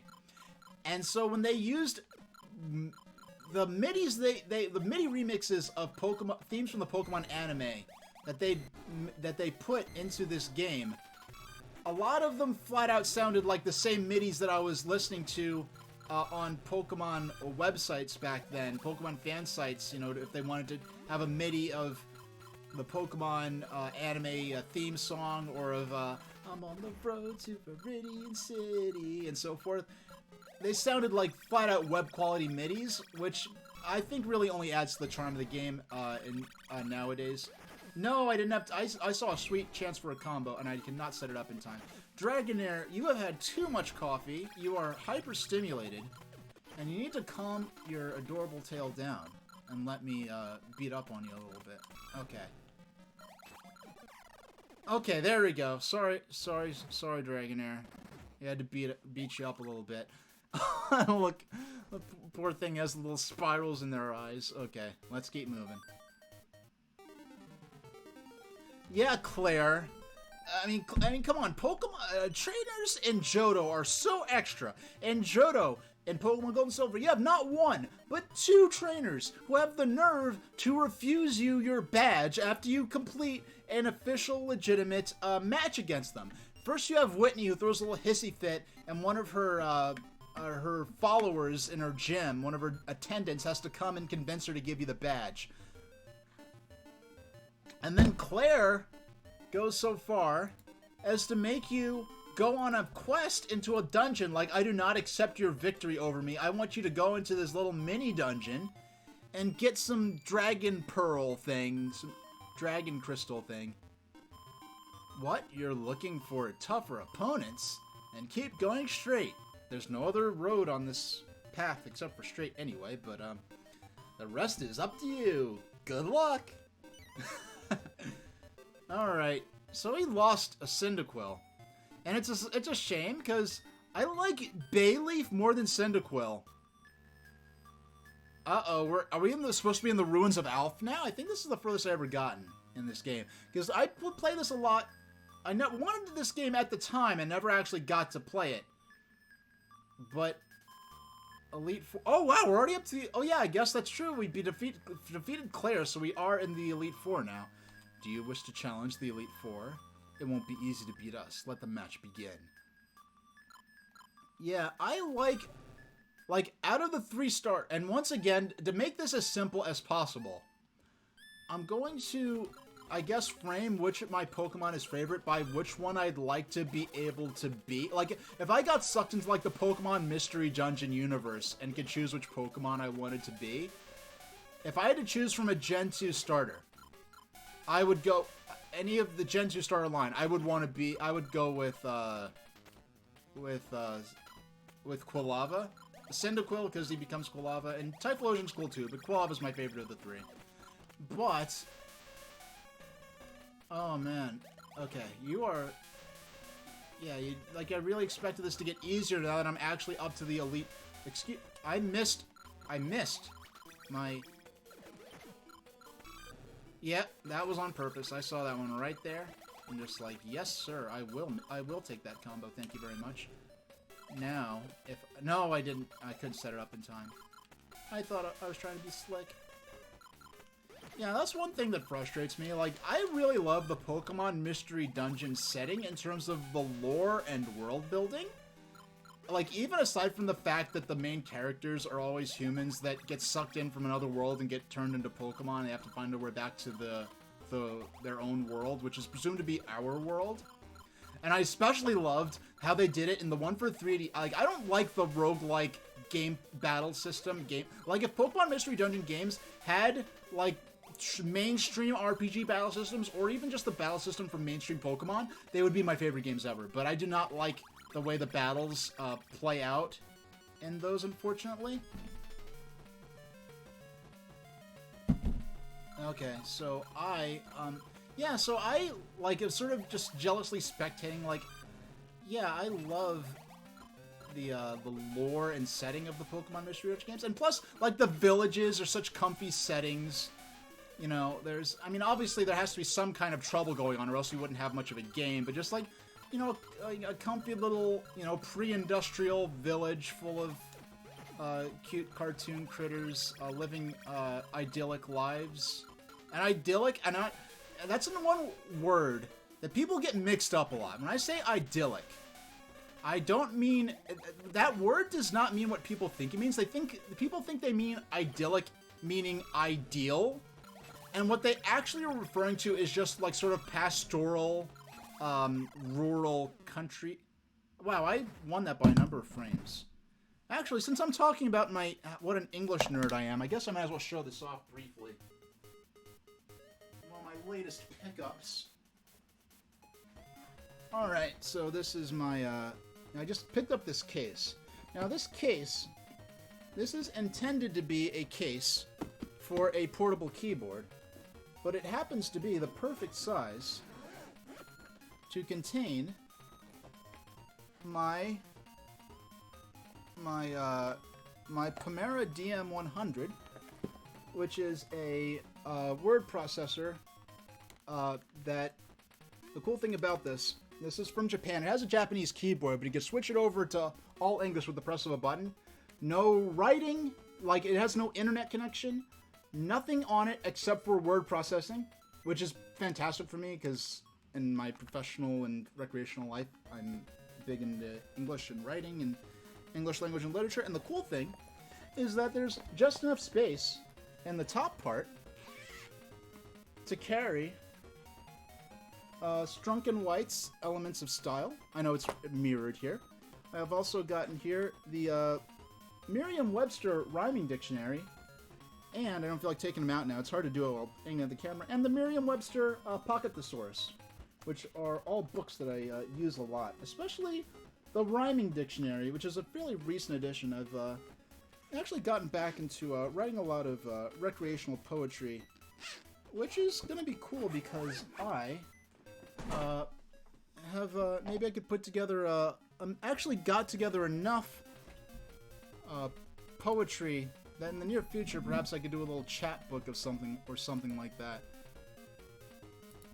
I don't know exactly what the market will be. I'm guessing I'm just gonna have to market it as my insane, like Super Train Station H is a weirdo is gonna be the theme of it, because there are poems I've written so far. Let's see, I've got 2 or 3 poems about autism and other disabilities, my experiences in life and in the educational system. I've got a couple of poems that verge on the political. One where I kind of assassinate Boeing in poetry form for all the their mismanagement of the NASA Space Launch System rocket. And then I've got a couple of animal transformation poems in there. So I really don't know like how I'm gonna market this other than I just say like, hey, here's poems from a weirdo. If you want to read them, you can. Because most of my, well, actually all of my writing isn't really something that is really something I could share or publish. You know, to my people who watch me online. But yeah, I have some friends back in New York. Some friends I went to college with that run a small publishing company, and they specialize in poetry. And each year they do an anthology of local poets from the Long Island area. And even though I haven't lived in Long Island since 2017, I am former Long Island residents are eligible to submit to the anthology. And so since 2011, they've squeezed about 1 poem out of me per year. And in fact, the very first poem I submitted, and it was actually probably the first poem I wrote casually, that wasn't for a school or college project, was a poem about, it wasn't about Lunarians so much as it was just about doorworms. And doorworms being, I'll just jump to my, the little snake-like critter on my my avatar Sona dude's tail there. Yeah, those are doorworms. And they're sort of parasitic alien critters that I made from, originally created them for a school project, but they ended up sort of being like a sort of take on, like most parasitic alien creatures sort of make their hosts like violent or dangerous or take them over or make them bloodthirsty monsters or something. I want to make a cute alien parasite that like is actually kind of adorable and like beneficial and just sort of a helpful critter that just wants to be friends with everybody. Basically, like, I don't know if they're the lore isn't entirely nailed down. I don't know if you're familiar with Animorphs. I don't know if they're quite as intelligent as the Yeerks, where they're just like 100% like human tier intelligence, but they are pretty smart. But yeah, like they're like the Yeerks if they weren't evil imperialistic buttholes, if they just wanted to be friendly. Or one idea I had was that perhaps like the doorworms think that they're taking over the galaxy or whatever, but they're actually just being really cute and adorable to every planet they find themselves on. But they think that they're like seizing control of the planet. We're trained to the limits. I see nothing to fear from your face, so let us battle. Feel my incredible power. Waha. Alright. It's been a while since we lost a Pokemon, which is great. So let's line up these 3. Yeah, that word processor, the Primera, I actually imported that from Japan, and it was pre-owned, which is kind of cool. I love pre-owned stuff because, like, pre-owned library books that are, you know, old enough that it's pre-computerization. You can look in the card and see the names of the people who took out the book in the 80s or 90s, or even earlier. And one old library book I have is actually I have names in there from like the 70s, and I actually somehow ended up getting in contact by sheer coincidence with one of the people who rented that book from a library, from the Kent County Library in England, back in the 70s or 80s, which is absolutely bananas. We need to make a match 3 against these. Yes, we wait till those appear.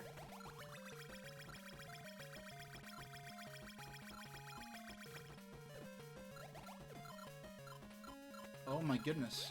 We need to... excuse me, there's nothing I could do right. Okay, that's more like it. Okay. No! Okay. I just misinterpreted one piece and thought a combo was about to come in, and it didn't. So we've lost a Pokemon for the first time in a while. Alright. Let's keep it moving.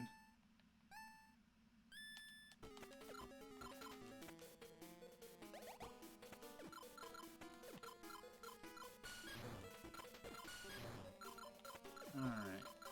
So at the end of this game, at the end of Pokemon Puzzle Challenge, in the 33 minutes and 17 seconds and counting, I'm going to take my mid-stream break. I'm going to get up and take a 10-minute break. I know my streams aren't especially long, and for a stream that's as relatively short as mine, I know 10 minutes is a while, but I'm not one of those people that's able to sit in a chair for 7 or 8 hours, unfortunately. I would love it if I did have that capability.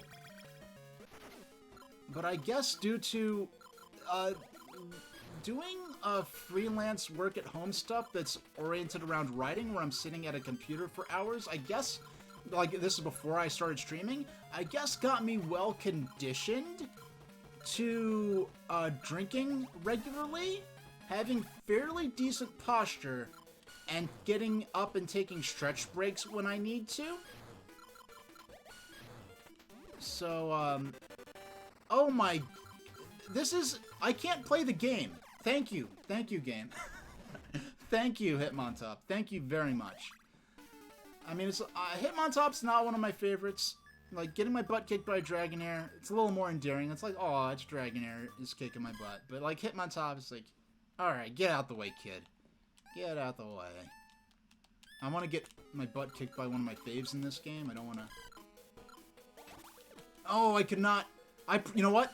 I pressed the wrong button. I don't know why, but I don't know if it's a setting between Game Boy and Game Boy Color, but something like the controls, and I am playing with the Switch Pro controller here. I originally had an 8-bit-do gamepad, but apparently the D-pad the switch mechanism of the D-pad on the Super NES style 8-bit-do controllers is apparently well known for not holding up well, and started giving me false inputs on my first stream of this series.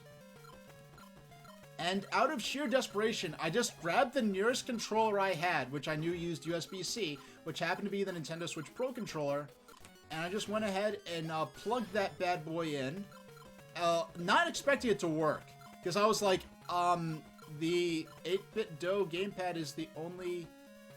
I can't play the game. I can't play the game. I can't play the game. You gave me no matches. I just got unlucky. Pichu, it's all up to you. It's all up to you, Pichu. You can do it. No, I would love... I don't know... I know they've done some... There's probably something like this I'm not aware of. But in the way that, like, the Toby Fox RPGs... I should have waited. If I had waited, like, once... Okay, it's not so bad. We're gonna clear that one. Yeah, if I had waited 1 second, I could have cleared that with one move sooner. Now we're gonna make... yes! I saw that combo. I'm like, yes, I will attack the opponent and clear garbage blocks at the same time. Yes, I will take that. Because the game's been very cruel to me these last couple of games. Just like... Yes! I saw that one, I set it up, and I made the move. Now, I don't know... Oh my goodness. Are you butting me? Are you playing with me, game? Alright. Can I? Yes, I will. I can squeeze. No, I didn't clear it in time. Okay.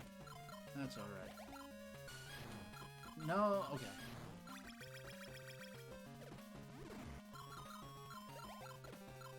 Oh no, okay. We need to those stars, and we can clear those 3. Yes! I saw that! I saw that! You're done! Not quite, not yet, but almost. Almost. Oh yeah, I've got a bone to pick with you. Oh yes. No, I want it there, and game! Game! Okay, not quite, not quite. I thought that was going to take him out. Oh! I got lucky right there. Those 3 attack blocks just happened to spawn in a row.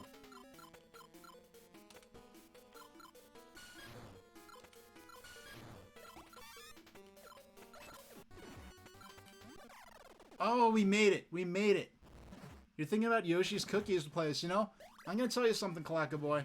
The closest I've ever come to playing Yoshi's Cookie is on Tetris DS. My favorite, like, Game Boy Tetris, like the original OG Game Boy Tetris. Got it right here. Here's my copy that me and my mom played the heck out of. One of the 2 copies. We had 2 copies. And me and my mom, we played multiplayer. It's the first video game we ever played together. And then in the DS era, my mom had a Nintendo DS Lite.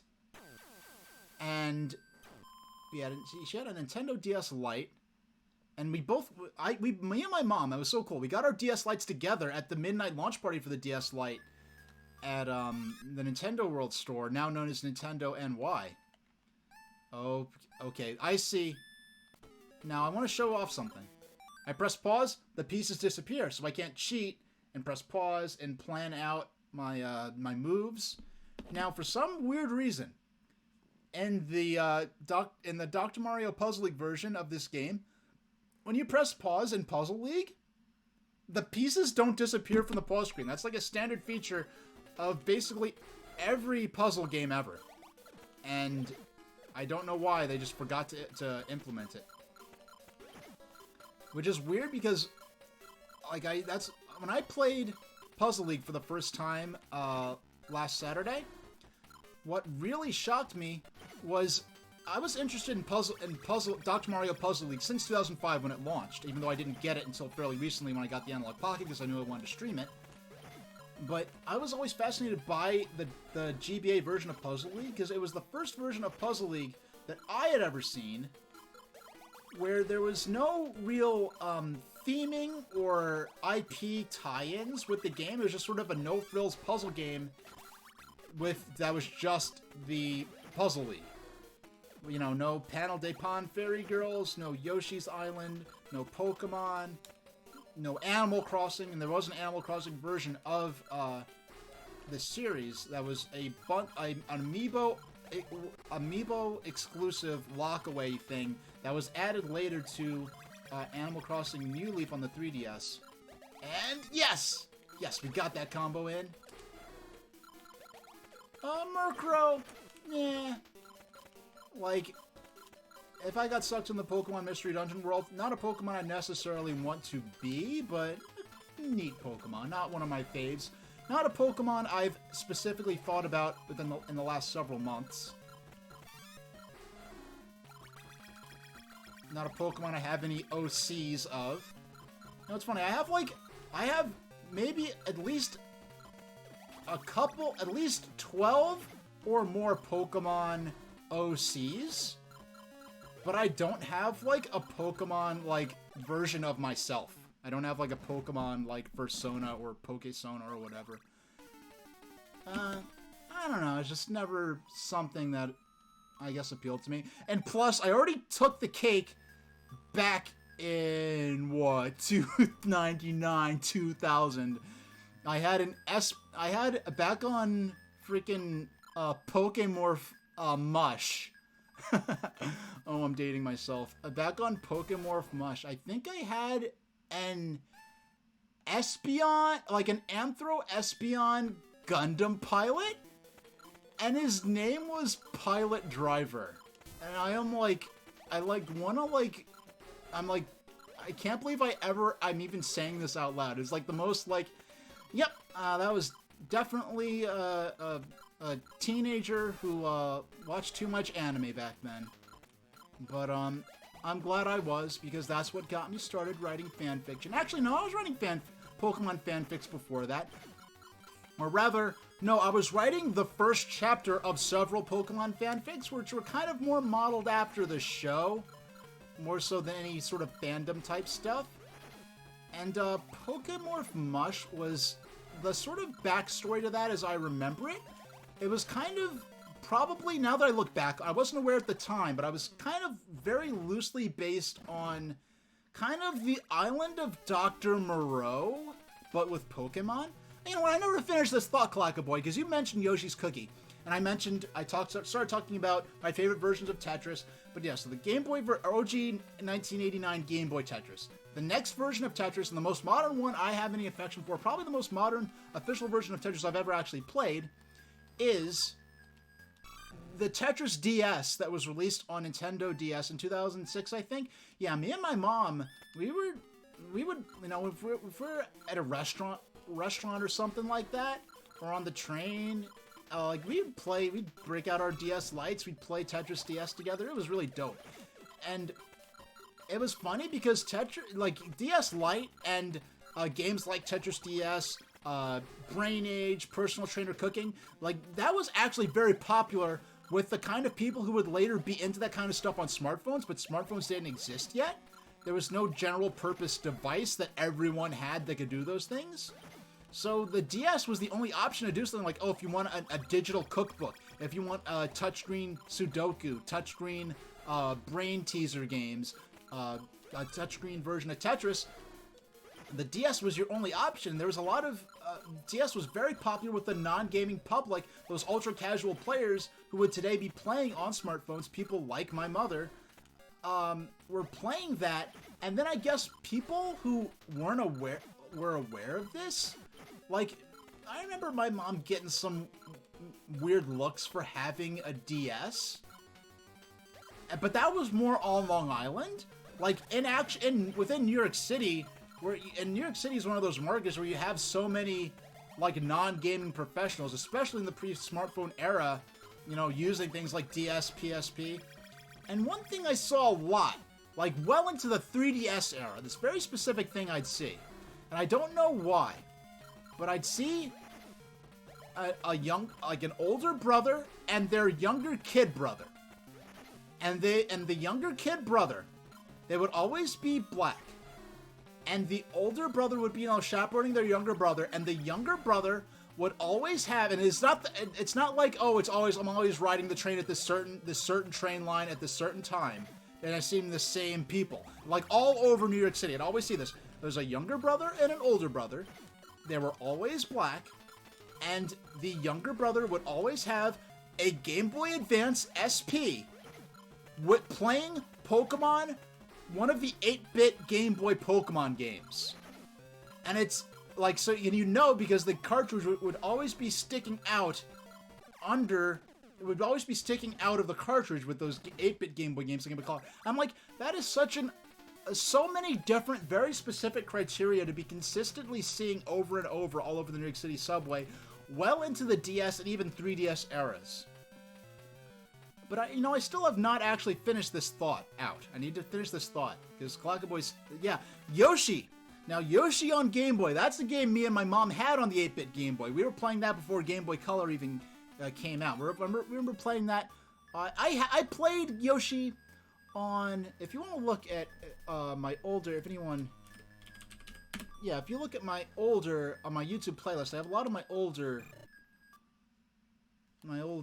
streams up on there.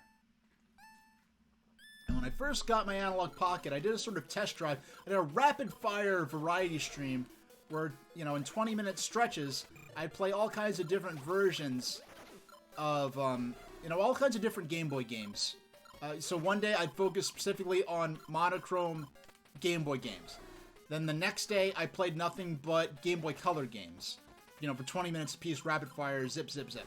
Then, because I like doing that rapid-fire variety stuff. I don't do it that often, though. It's a lot easier to do when I'm focusing on digital stuff. Because I focus so much on using original cartridges when possible, which I really can only do. I only have the capability to play original cartridges with my analog systems, the ones I have being the Mega SG and the Pocket. And it's funny because I have that Mega. They just announced that Sonic compilation. It's going to be the first time in a very long time that there's been any digital version, or maybe the first time ever that there's been a digital version of Sonic 3. Because I know they had copyright problems with the soundtrack on Sonic 3 and Knuckles. But I already happen to... Now, I've never played Sonic 2, Sonic 3, or Sonic and Knuckles. But I do have all the original cartridges for it to play sometime down the line. But because I have all those games, there's no games... I'd rather... Because I have the original cartridges, I'm just going to go ahead and play the original cartridges on my Mega SG. But... as a result of... Oh my goodness. Okay, we're gonna use these heart blocks to start clearing out some of this trash. Yes! Combo! Yeah, there we go. Another combo, yes. We're gonna... Yep. Combo that out.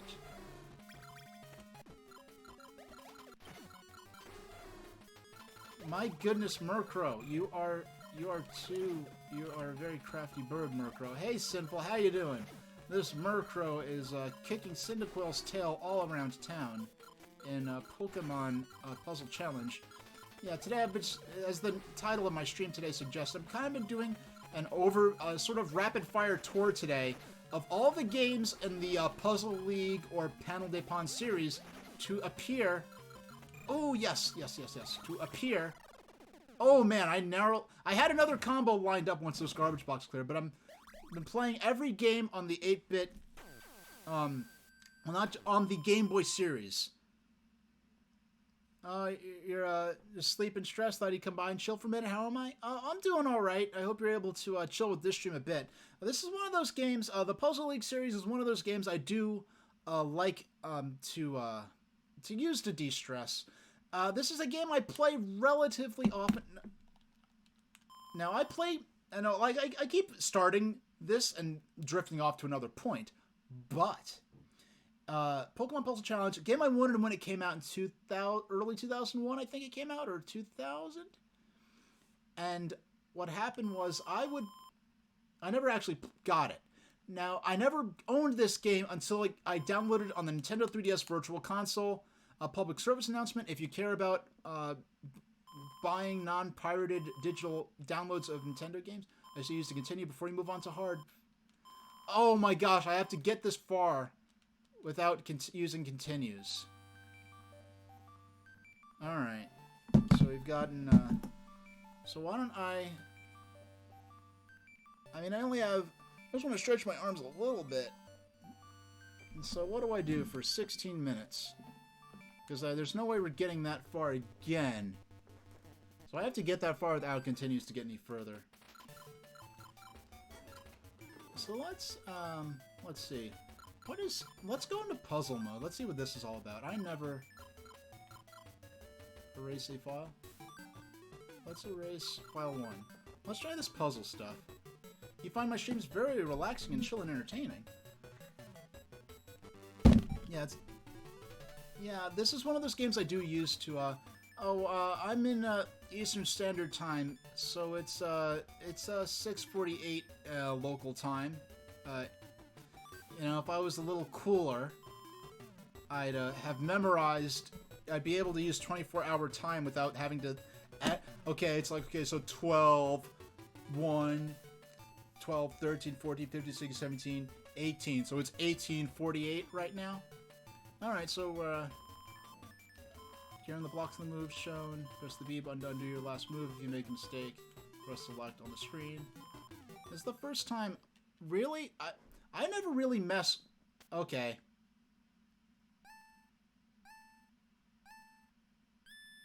Guys, I don't know. I don't know if I could... I don't know if I could beat this one.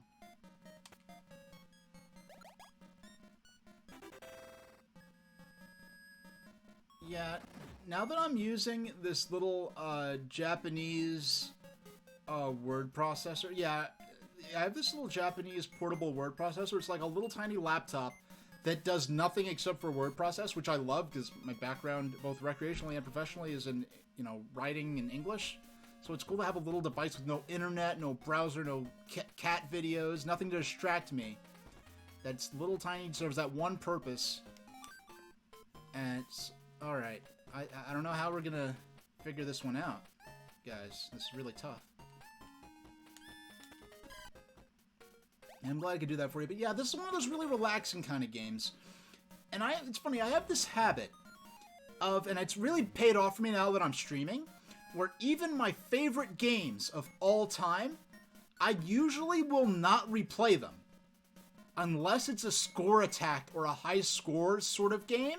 Something like this game right here. Something like Nintendo's versus like NES Pinball, Balloon Fight. Those high score oriented games are the games I tend to go back to and play for hours at a time.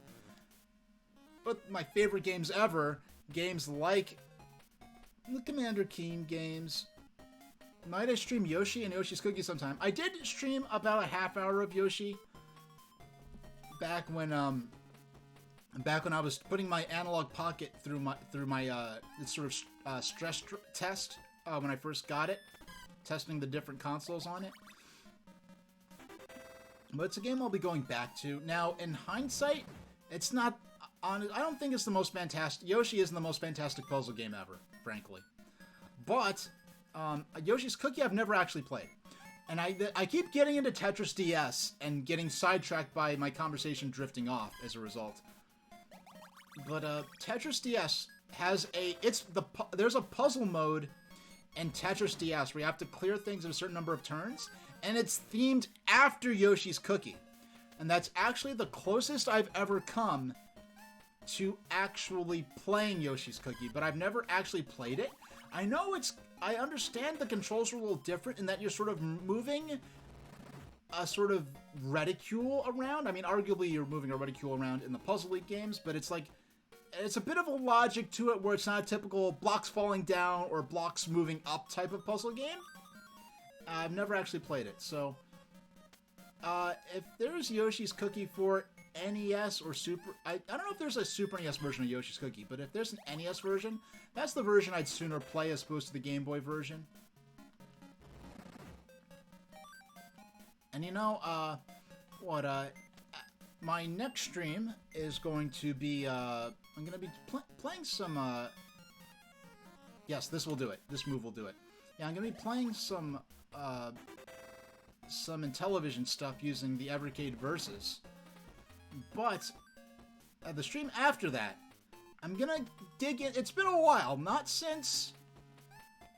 really since Kirby and the Forgotten Land, which was only a couple of games ago. But I've been playing. There's an NES. Yeah, I knew there was a version of Yoshi's Cookie either on NES or on Super NES. Nice work. You cleared 8 stages. Now you can go on to the next round. Use the cursor to select stage. I want to go ahead and keep going with round 1. And grab a sip of water.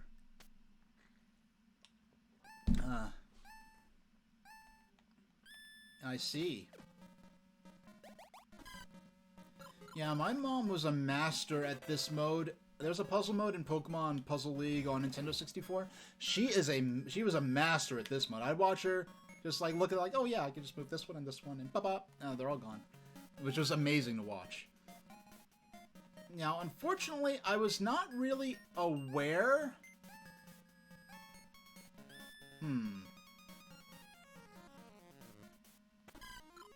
Nope. I failed.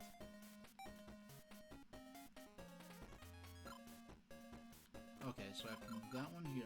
Yeah, we're hitting the big time. Okay, so we got this one. Yeah, there we go. And I wasn't even... I don't know why that was so satisfying. That was really oddly satisfying. Round clear. Okay. Alright, round 2. Alright.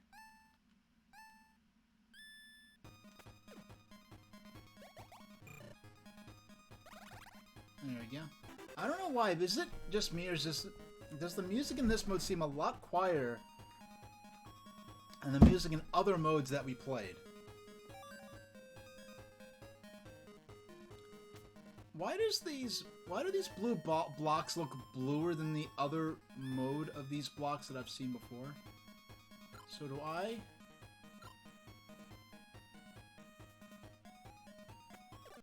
No! Okay. Man, that felt so... I feel like I'm trying to defuse a bomb. This is so intense. Alright, okay. So I can't make multiple moves. Or I can make multiple... No! Okay, that was... Oh my goodness. Okay.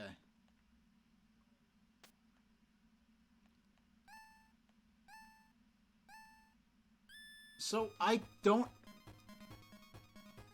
move this one? How do I not...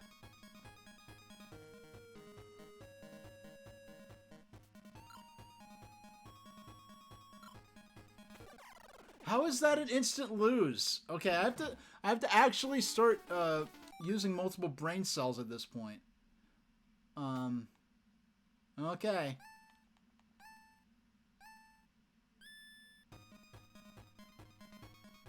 How is this? How is that? Okay, so I only have... Alright. So I only have so many moves? Is that what's going on? I have one move... Okay, so... This is the first time I'm actually paying attention to how many moves I have to work with, because these have all been...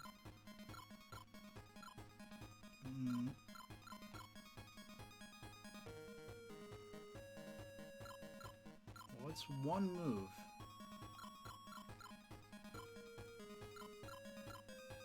That, instant death. That, moving this one makes no sense.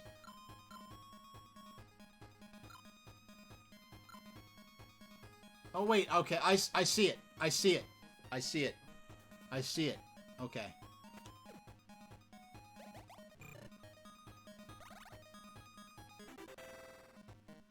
Nice, nice, nice. Okay. That's more like it.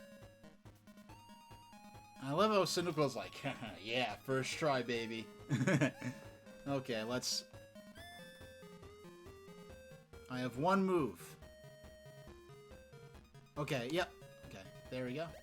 I don't know why. That was like the same mechanic that I was using, but somehow it was just much more obvious to me there. So, oh, we have two moves. We've got to clear this puppy in two moves. Okay.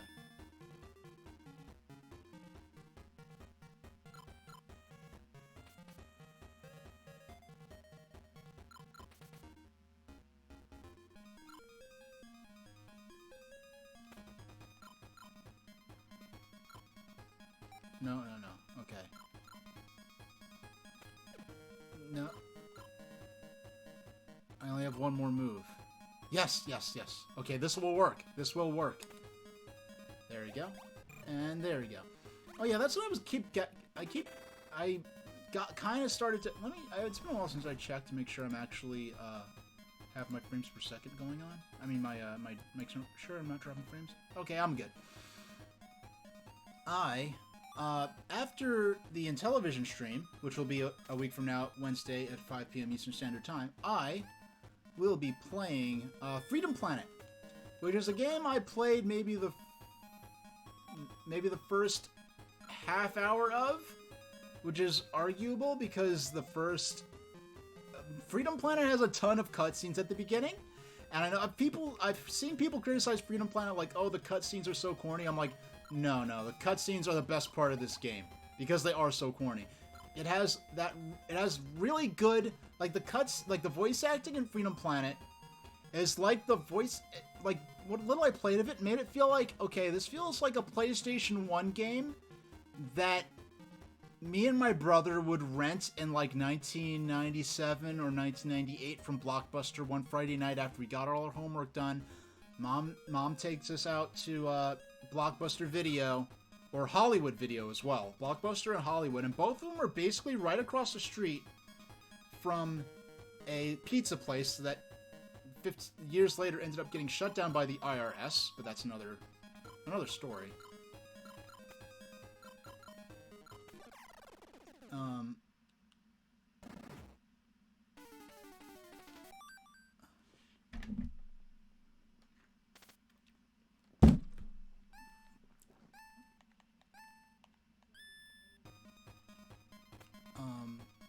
no. Okay. How many more puzzle? Can we? I have to get.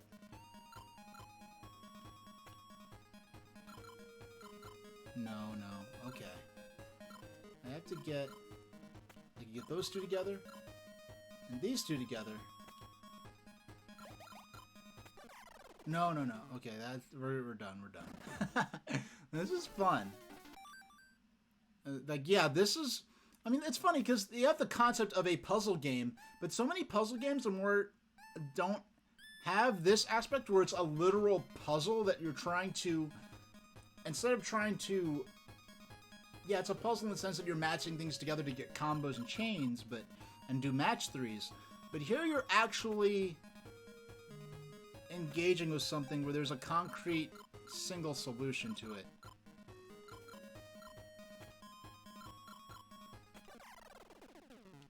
What is...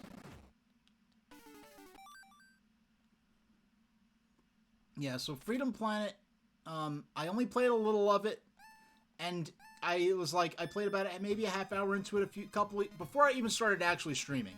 And I was like, you know what? I want to save this one for when I start streaming. This one's too good. I have to experience this with whatever viewership I managed to scrounge together. And, you know, I know this isn't the most high production value stream out there, so I do appreciate those of you who choose to spend some time with me.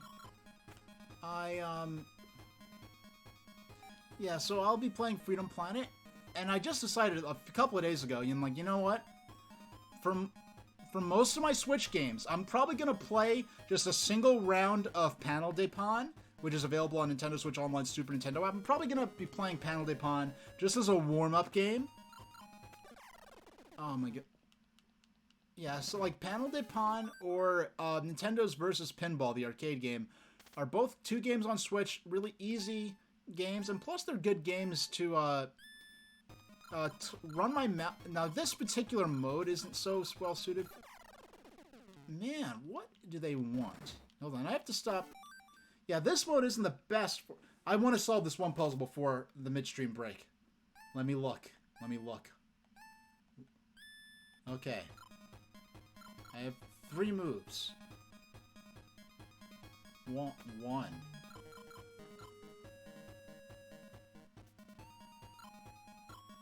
No. 1.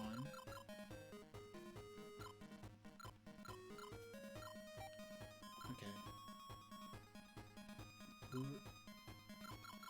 No, and these really are...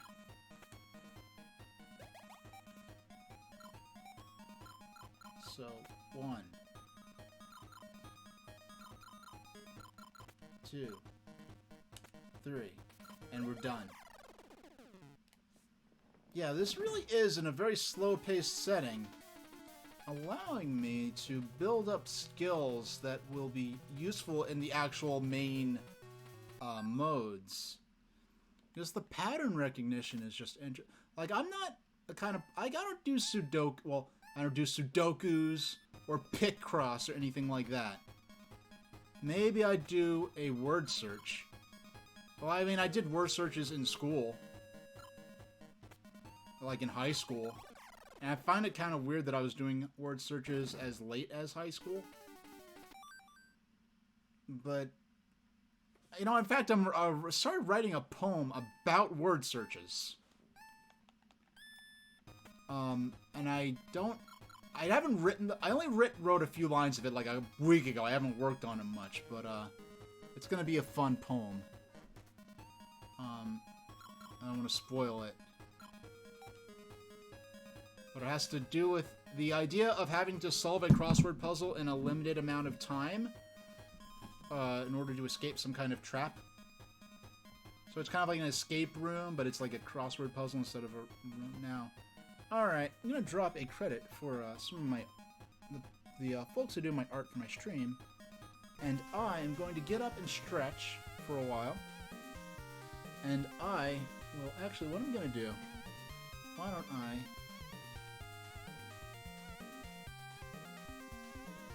I'll just set the game. I'll just set it back to the title screen so there's something pretty to look at on the console cam. And I do have a light specifically for the console cam. And I will be back in... I'll be back in 10 minutes. And when I get back, we're going to be playing an unreleased game in the Puzzle League series that is accessible in Pokemon Puzzle Challenge because it was included as an Easter egg, the unfinished portions of it. So I will be back in 10 minutes. And so thanks for those who've stuck with me this far. Those who are still there on the other side, thank you very much. So I'll be right back.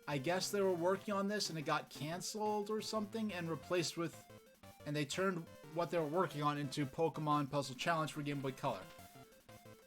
So we have a lot of options here. Interestingly enough, they actually translated all of this. But if you look at the top, the title is in Japanese, so this might not be translated. This just might have always been in English anyway, because there would be no practical reason for them to translate all of this from Japanese into English. Game mode marathon, game level easy. Score limit, cry sounds, cry voice, cry sounds. We'll see what that's like. On, dancing on, reset. Let's just start with whatever they've... So here's what little they finished of the unreleased Pon GB. So this is the first time I've ever played a game, and this is the first time I've played an unreleased game on stream.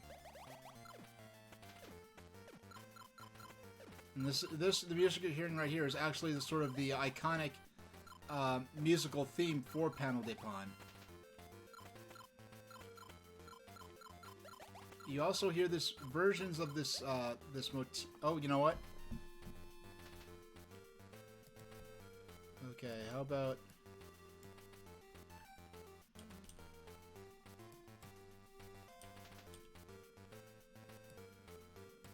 let's be reasonable. We don't need more than... Actually, yeah. I know I was doing an hour per game, but this is not a full-fledged complete game. So let's just play this for another half hour. Like, in a perfect... For the sake of perfect symmetry, it's like, yes, I'd play 1 hour of each game. This isn't a full-fledged game, so I won't give it a full-fledged hour in the stream time layout. Yeah, so this is unreleased, but it was, like, this game was never completed and released as its own retail game, but this incomplete version of it was bundled as an Easter egg in Pokemon Puzzle Challenge. So where the ticker says that I'm now playing Pokemon Puzzle Challenge, that is actually still accurate.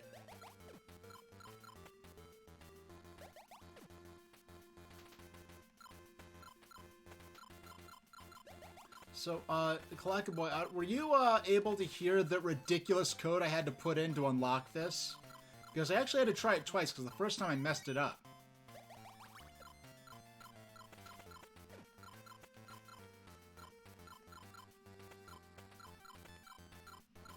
Yeah, so little did they know, in the millions of copies of this game that sold back in the day, there's actually this incomplete, unreleased game lurking inside it if you put in the most obtuse and unuser-friendly code ever. I really don't think they ever intended for the general public to discover that this existed. I think this was really more intended just sort of as a... Yeah, so you heard all that nonsense I had to put in. I really think this was kind of intended as a secret tribute to the game that they were working on, and probably cared a lot about and put a lot of work into before whatever decision was made that caused them to stop work on this and instead make a Pokemon-themed version of Pon GB. Because in a sense, like, Intelligent Systems created Pon GB, and these characters, these, you know, Lip and all her fairy friends, not furry friends, though there are some little woodland critters that I think are in the game as characters, but like squirrels and stuff. But yeah, the original Pon GB IP with these fairy girl characters was Intelligent Systems' original vision for this game and this setting. So I think it might have, perhaps it kind of hurt getting, I don't know, whatever decision was made within the company, or maybe it was a directive from Nintendo to stop working on this to make a Pokemon version of Pon GB for Game Boy to be a handheld counterpart to the Pokemon Puzzle League game they had already made on the N64. And the N64 Pokemon Puzzle League game, as I understand it, was based on a incomplete work-in-progress N64 version of Pon GB that they never actually brought to completion. And if I understand this correctly, Pokemon Puzzle League on N64 was it wasn't a port. There was no N64 Panel de Pon game in Japan, but they were working on an N64 version or sequel to the Panel de Pon series, and they never completed that. And instead, they ended up making Pokemon Puzzle League on N64, specifically for the North American audience. I guess I don't think Pokemon Puzzle League ever released in Japan. So I think the fact that all these they're trying to make a direct sequel to their original Panel de Pon game with their original Fairy Girl characters. The fact that they kept making different projects for that, and they all kept getting shelved in order to tie in to Pokemon. Maybe they included this incomplete, looks like maybe a proof of concept or a prototype for Panel de Pon GB. They might have included that sort of as a tribute to what they were going to originally make, that they might have cared a lot about. Maybe they really loved those characters and they were sad that they never got the chance to really make anything with them again until Panel de Pon on Nintendo Puzzle Collection for Nintendo GameCube, which only released in Japan. And if I understand correctly, Panel de Pon on the N64. No, Panel de Pon on Nintendo Puzzle Collection, which also included an updated, like, GameCube graphics version of Yoshi's Cookie, and a updated version of Dr. Mario. Those games were basically made as, like, the Panel de Pon on GameCube was kind of a finished version of what they intended to make on N64, but which got canceled and replaced with Pokemon Puzzle League, which only came out in the West.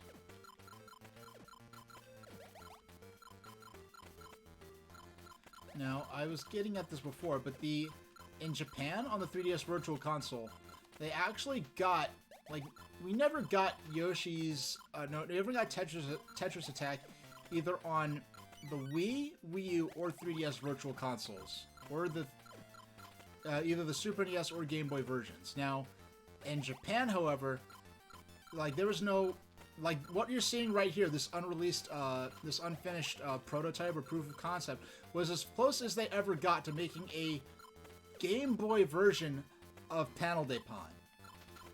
And instead, what they ended up doing was making a Game Boy version of Tetris Attack with the Yoshi's Island theming for the North American audience. Because there was, and instead of making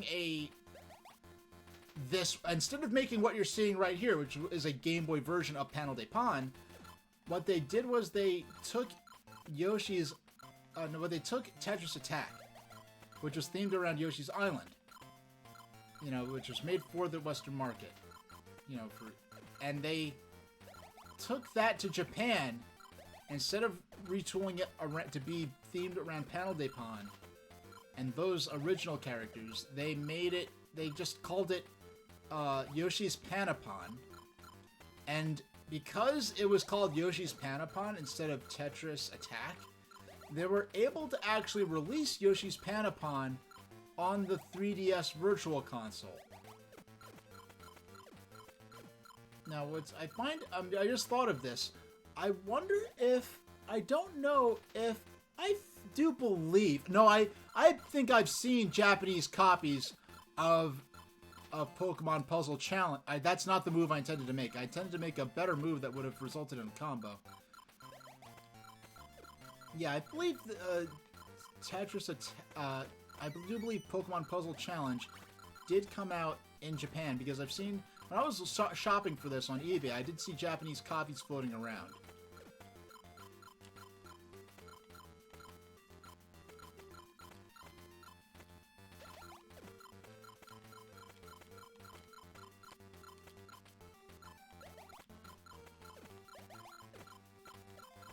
Yeah, the Japanese copies are actually a lot cheaper than the English language copies. I mean, for playability, I mean, yeah, when I only played Panel de Pon on stream once, and it was during that stream that I know Chickaletta is remembering, where I did a Amazon watch party of Bon Voyage, Charlie Brown, and Don't Come Back, And I'm glad. Otherwise would not have been in a rush to do that, but I wanted to go ahead and do that while Bon Voyage Charlie Brown was still available to stream as part of an Amazon watch party. And I'm very glad I did that because Bon Voyage, because I considered just going back in and doing another viewing of Bon Voyage Charlie Brown and Don't Come Back, which was I loved doing because I had slideshows and commentary ready to go. So I was sort of doing a live slideshow about some of the real life locations, and like when I talked about the real life train that they were riding on when they went from London to Dover. Like, okay, so this movie takes place in 1984, so here's the type of train you see them riding on. And like, oh, here's the Dover hovercraft and so forth. That movie is no longer available to do via Amazon Watch Party, so I'm glad I took advantage of the fact that it was available for that when I did. But I had some technical problems because my original plan was to do, an hour or two of Panel de Pon, and I played it for the first time live on stream. And then after Panel de Pon, I was going to go ahead and do the watch party for Bon Voyage Charlie Brown. What ended up happening instead was... if I ever stream... if the time comes where I'm going to stream Yoshi's Cookie, I'm definitely going to be announcing it in advance. I don't have a copy of it right now, but...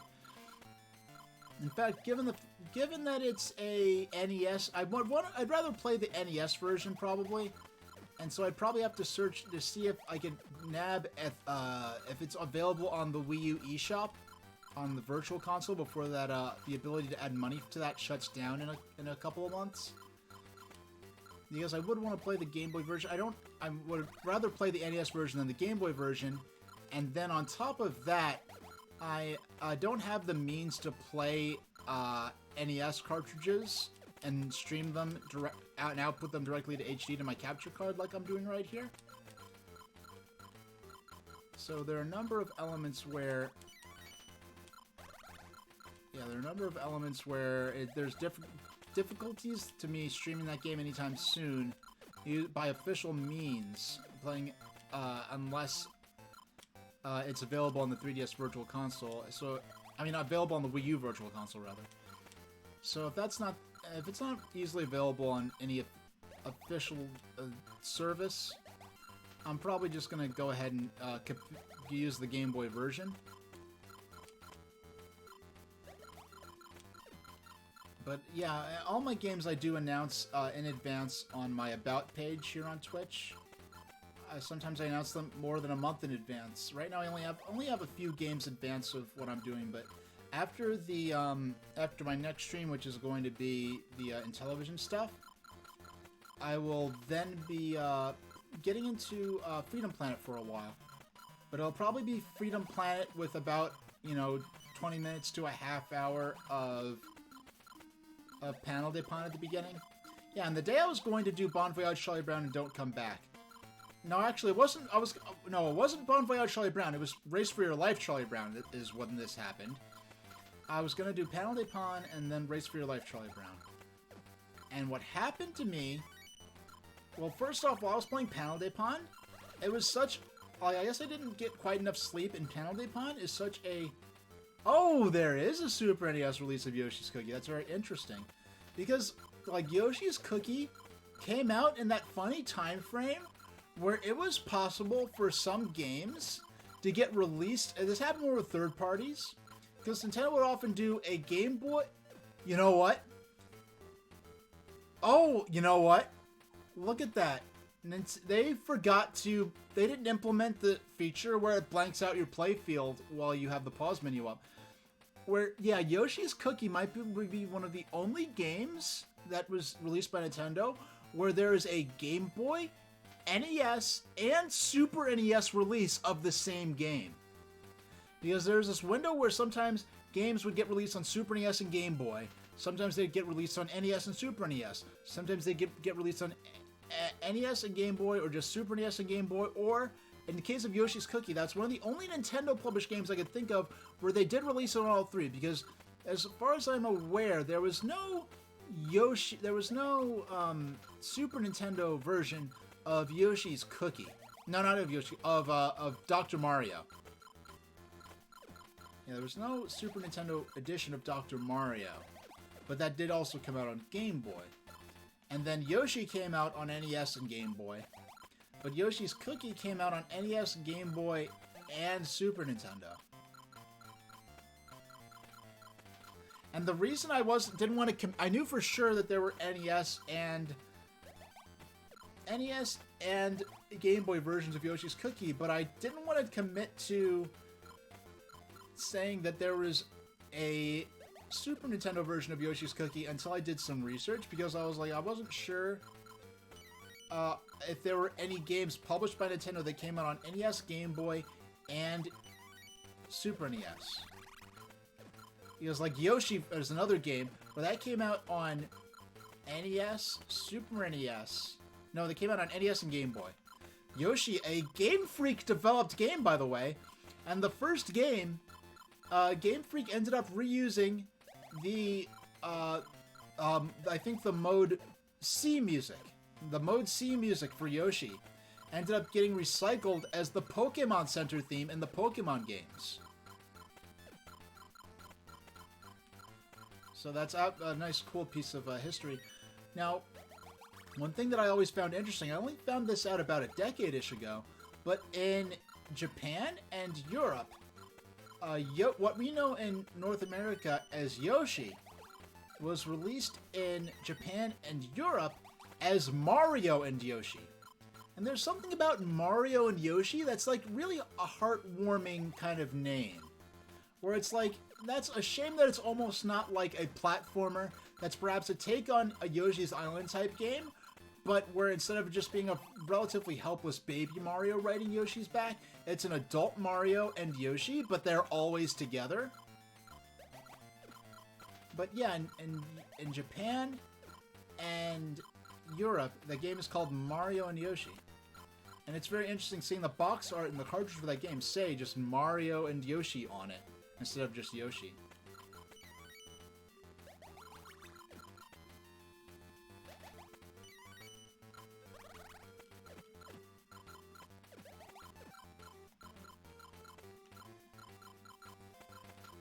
Now, if I can set up a four with those circles.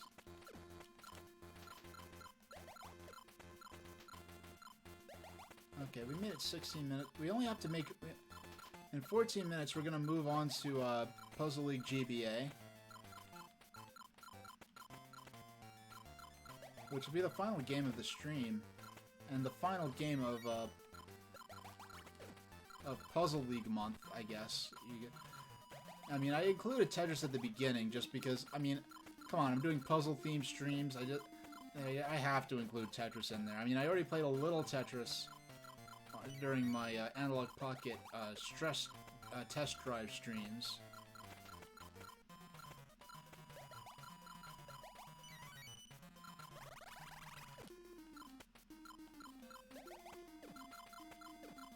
I did not mean to do that. That's not the move I wanted to make. That's the move I made, so it's the move I have to live with. And so I have to live with my choice without regrets.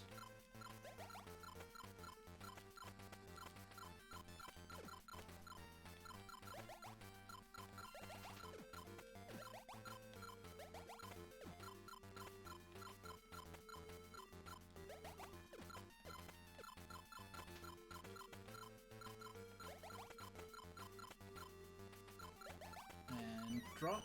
Okay, we got a 6 chain there. That's nice. Yeah, we have just these triangles, and at that point we'll have cleared the screen of valid matches, so... Hey, there we go. Now we've got something we could work with.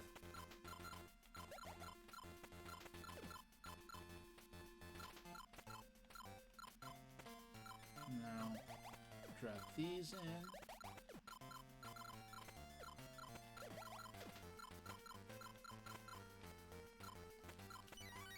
Yeah, it's nice going into marathon mode again, because I really don't have to worry about garbage blocks.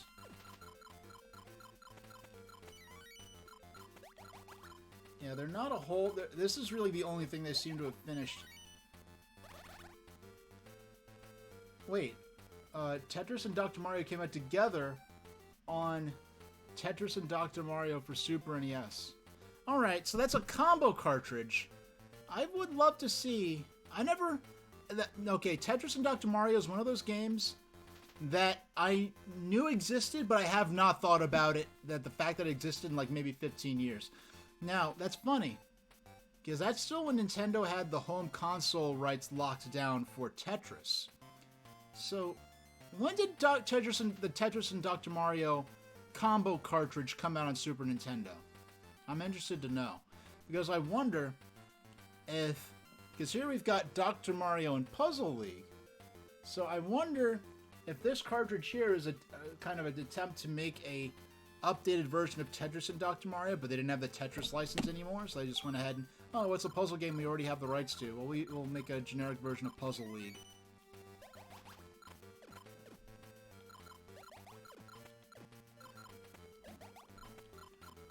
$1994? Alright, it wasn't that late. If Tetris and Dr. Mario came out in 95 or really more 96, I would have said, yeah, then it really does parallel Dr. Mario and Puzzle League on GBA, where it came out so late in the GBA's lifespan. Because, I mean, Mother 3 was the last major Game Boy Advance game I could think of coming out, and that was 2006. By the time you get to, after holiday season 2004, DS is already on the market. So in 2005, throughout that entire year, there was a lot of Game Boy Advance support. A lot of famous GBA games like Drill Dozer, like WarioWare Twisted in North America came out in 2005 on GBA after the release of the DS. But Dr. Mario Dr. Mario Puzzle League was one of those... Anything after holiday season 04 was like really kind of in the twilight of the GBA's lifespan, because there was a while where Nintendo was still supporting the GBA because they didn't want to assume that DS would be well received to the point where they could position it as the successor system to Game Boy Advance. So I was like, okay, we'll build in the GBA compatibility to sweeten the pot. We're not going to market it as Game Boy, in part because they wanted to go for that older audience, and the system literally has...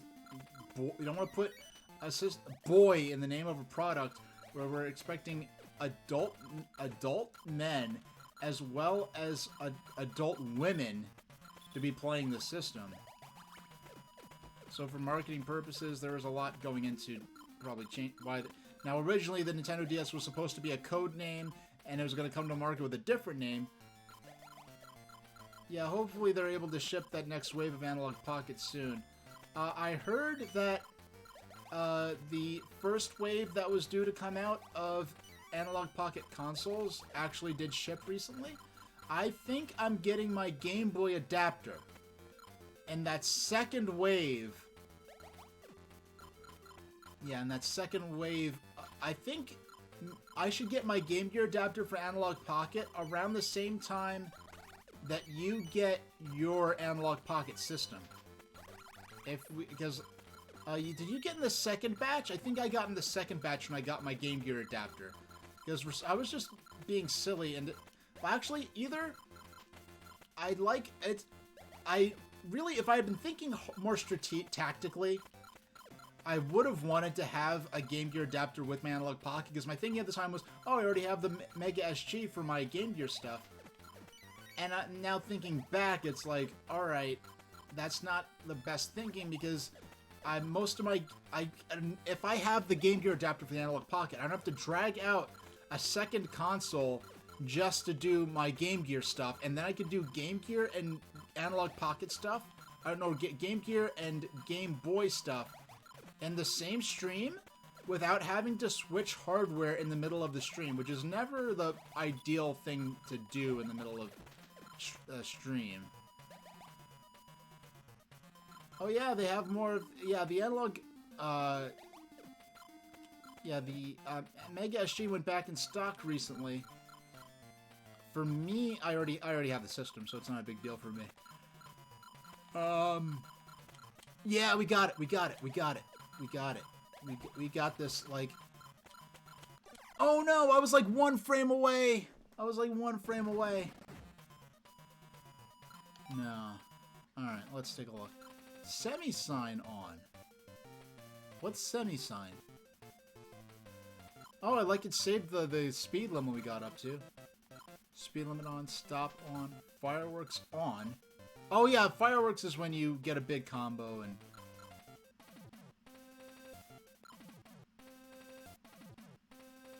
Dancing off. Game mode marathon. Game mode garbage. Game mode... Oh, so you have marathon and garbage.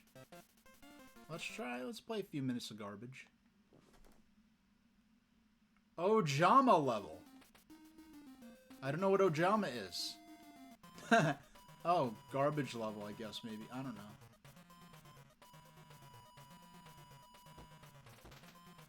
know. I wonder if Ojama has anything to do with, I think the phrase Jama Suru, which has something to do with interrupt or interfere. So this is ridiculous. That was ridiculous. That was silly. Alright. So here's what I'm gonna do. I'm gonna get up, I'm gonna stretch for just a minute. Because I'm about to switch to the last game of the stream. Alright.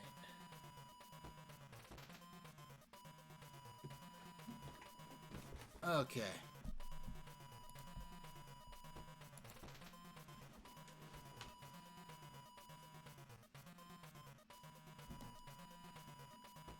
Alright. Yeah, the next stream is on Wednesday. Yeah, the next one is Wednesday. I'm just checking to make sure that...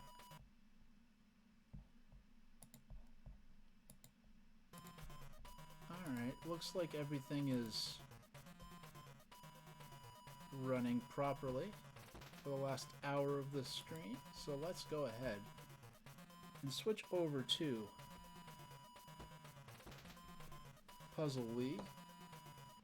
So that was the unreleased Panel de Pon GB, a game that theoretically should have come out in Japan around the same time as Panel de Pon, but instead they just went straight to making a Japanese version of an American in Europe focused port of Tetris Attack. So it's time for Dr. Mario and Puzzle League. I have a box here as though it was a standalone release, because if anyone's walking in, I just want it to be clear that we're only going to be playing the... Oh, my stream will fall on Star Wars Day. Oh, how... You know, I like Star Wars. I guess enough to consider myself a fan, but I'm not a hardcore fan by any stretch of the imagination. So it's not something... Like, if I was a hardcore fan, that would have stuck out to me. And unless it's an additional broadcast stream, all my streams... Oh, and Cinco de Mayo... Yeah, the 5th of May is the very next day.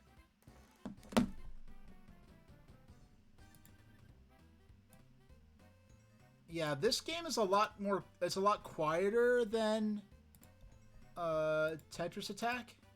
Or Panel de Pon GB or whatever.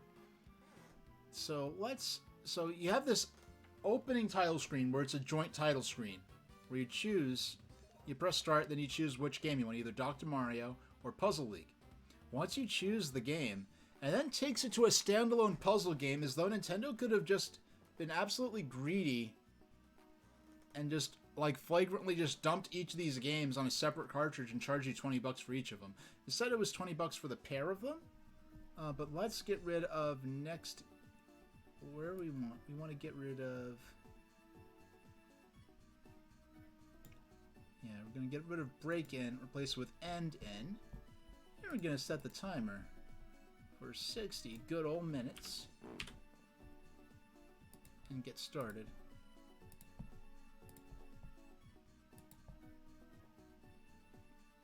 Yep, so here we go. The first completely unthemed, I guess you could say, version of Panel de Pon. We've got... Well, let's start... I want to show off something...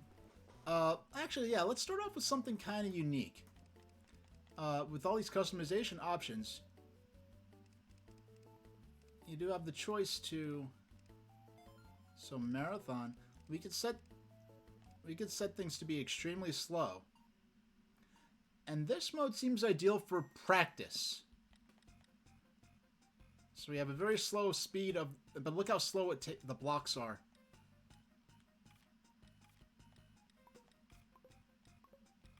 Oh, that's insufferable. That's too slow.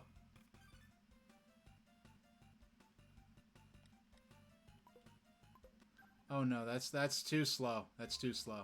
How about slower? Let's see how slow. Let's see how slow is. Because the more time it takes for your matches to clear, and if the game freezes, the more time you have to set up combos. All right, that's a little more extreme, but this is... Yeah, so here you have this... Now, even though, like, my skill level, this is, like, frustratingly slow, but it's a unique opportunity to actually get accustomed to building more sophisticated combos. Like this one here.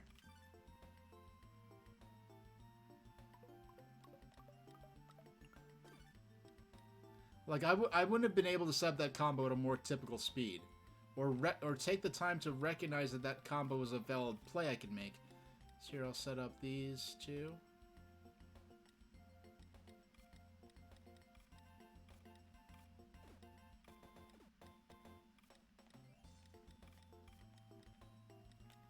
So here we go.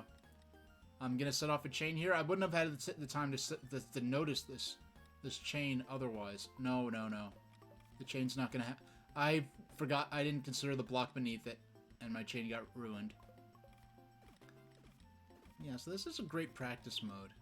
There's a practice mode that's kind of similar to this in Pokemon Puzzle League, but it's kind of a side mode. It's kind of a bit limited, I feel. It's not as customizable as this, from what I remember. So this is a mode where you really can set exactly the speed you want for the blocks emerging onto the screen, as well as the speed that the blocks clear away once you make those matches. So this is like a training wheels mode, but you really can't set it, and so it's more useful as a training tool.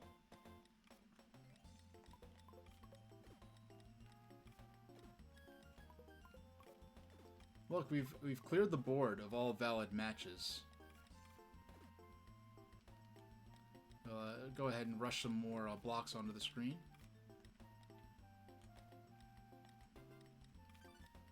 There we go. That's one I did on purpose.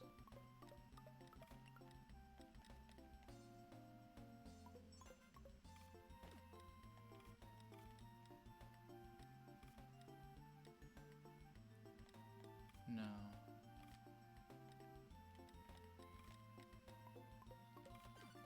Nice.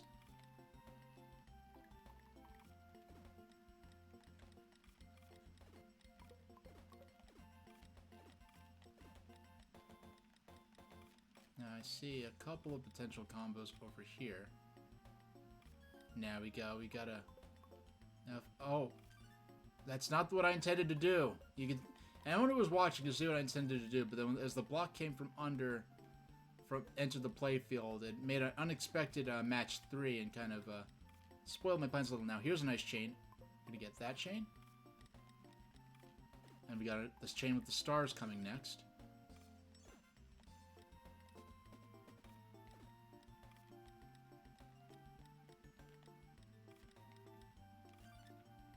Nice. That was cool. That was on purpose.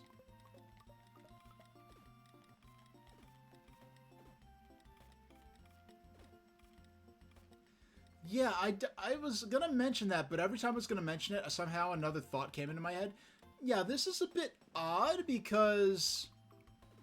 Yeah, I guess they wanted some kind of representation of stacking these Puzzle League playing pieces.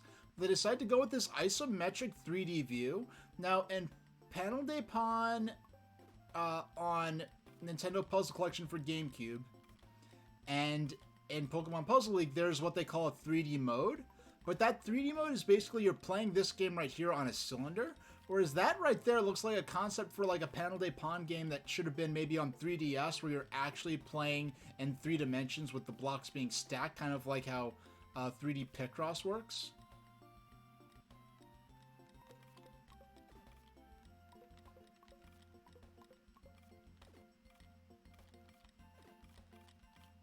There we go, clear that, and that.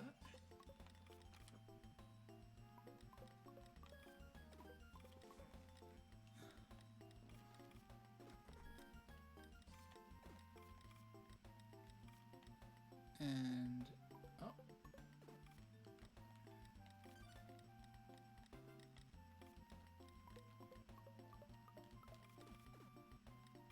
And we get that combo.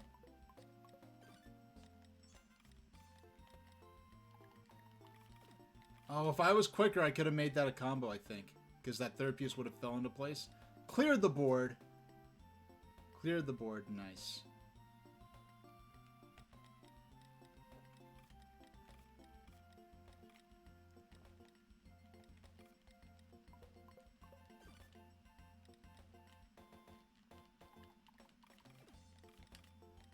Yeah, I try to be slick, sliding those pieces over, but I ended up toggling the same piece back and forth very quickly, and it does not work well.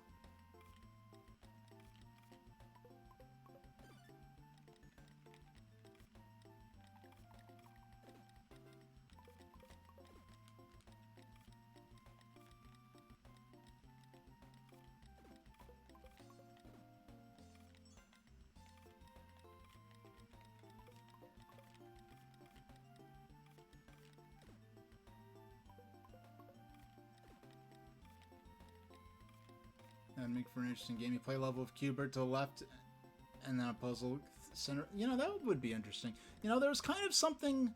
I think it was Tetris Worlds on the Sony PlayStation.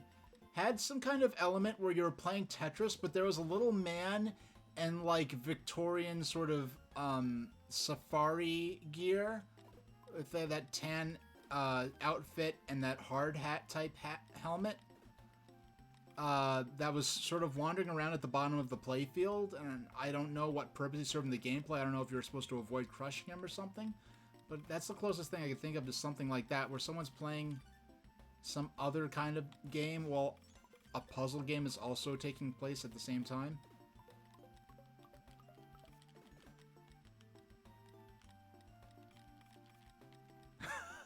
Nah, that's a nice combo right there. And so is this one, as is this one. That was fun. That was fun to set off.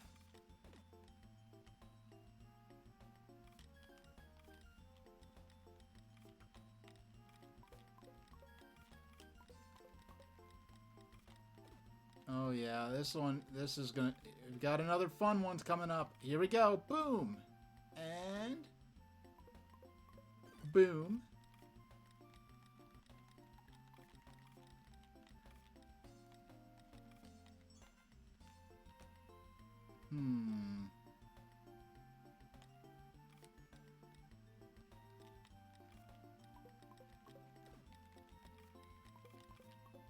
No, if I had given a moment quicker, that blue block would have been sitting on top of the other one, so when they fell...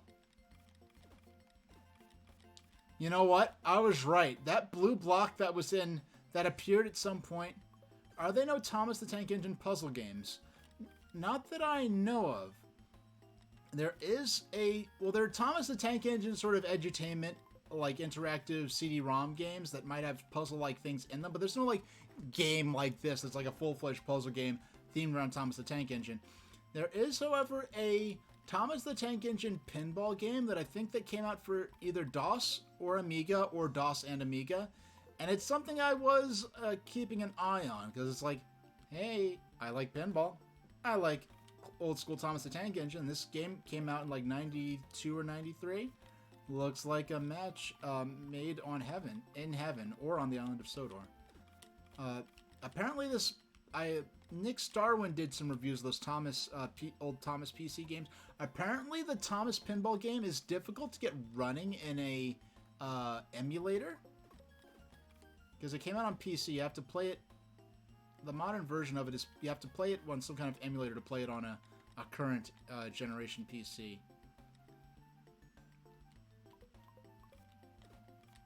There's some games I've had there's so many games I have.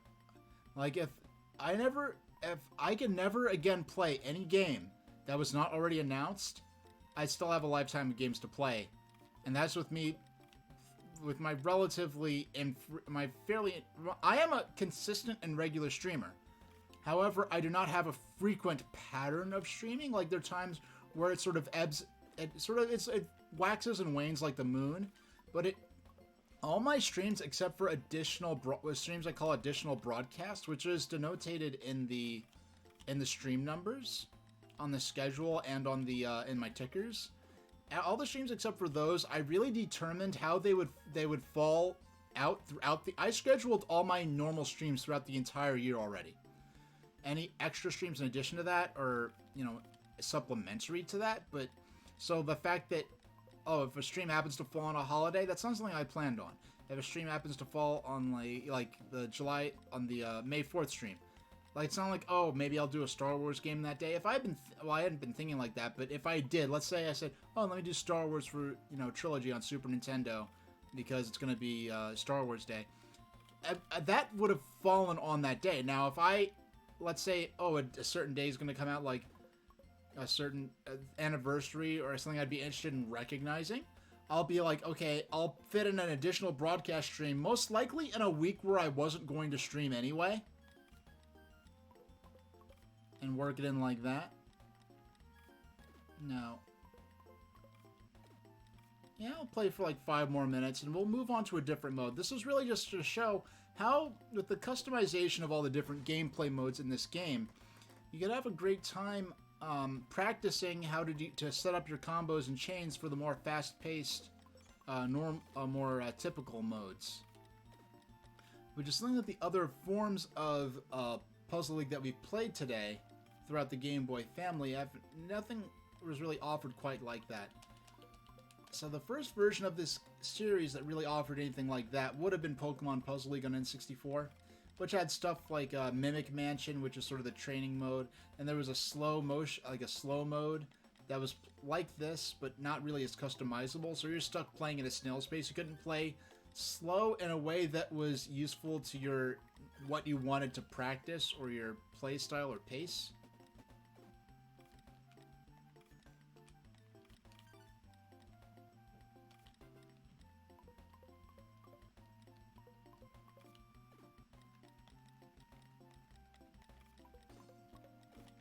No, I wasn't quick enough. I was trying to squeeze a combo out of those 3 blue ones.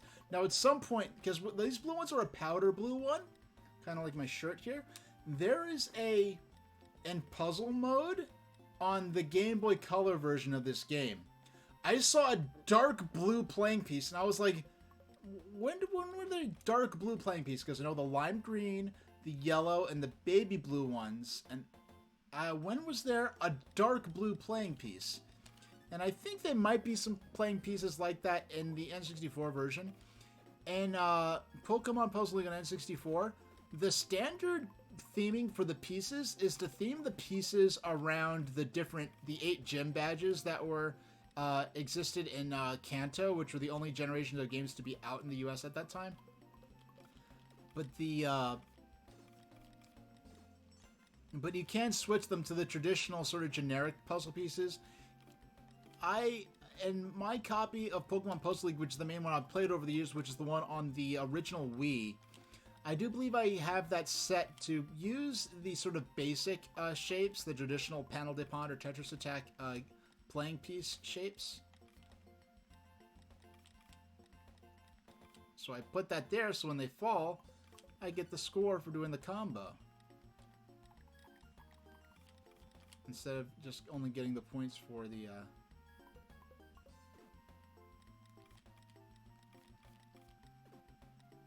Alright, so we haven't been playing for exactly 15 minutes, but we're 15 minutes into playing Puzzle League GBA. So let's move on. Well, first, let me Just check on my browser. Make sure I'm not dropping any frames. Alright, everything is still running excellently. So let's go to a different mode. How about... So one player mode. Let's check out... Line. Clear the stages one by one. You have marathon mode. Let's go with a little more puzzle mode.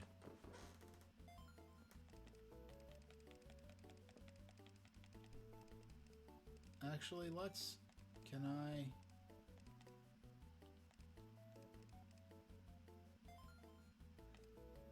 Yeah, let's start... Okay, so we have to do... We're gonna have to start from the beginning, because I don't want to start... I like the progressive... the option to casually progress through the game and have it automatically advance the stages for me. So we're gonna have to replace some stuff we did on on the Pokemon Puzzle Challenge.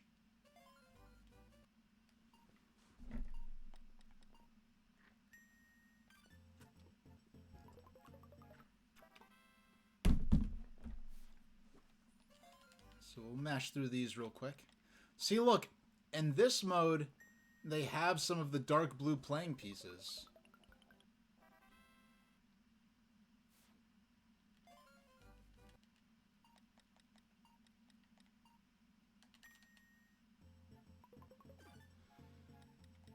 There we go.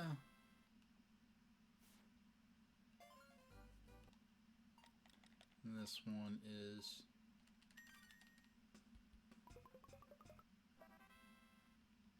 19 milliseconds, or 19. Oh no, that's 19 seconds left to clear the stage, I see. Got it.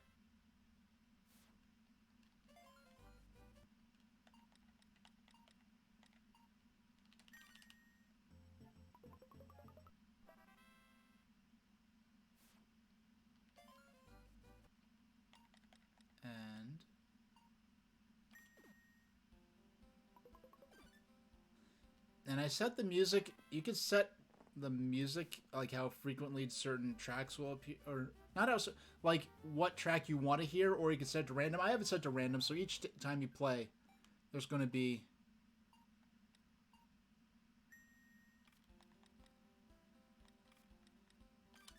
There we go.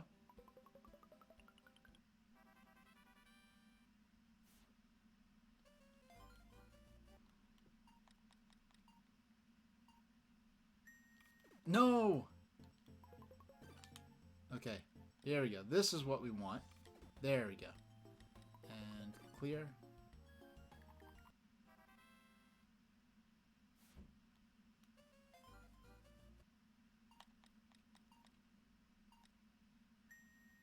Alright, this is the one that kicked my butt around a bit the first time. We have one turn.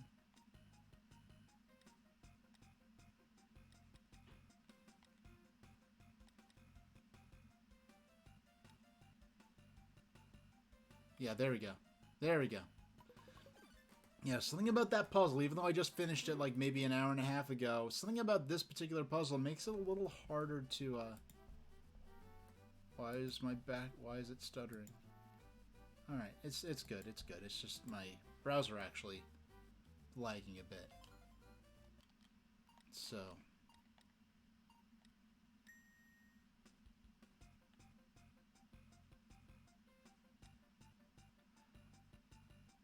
There we go. Now the blue one's clear, and we're good.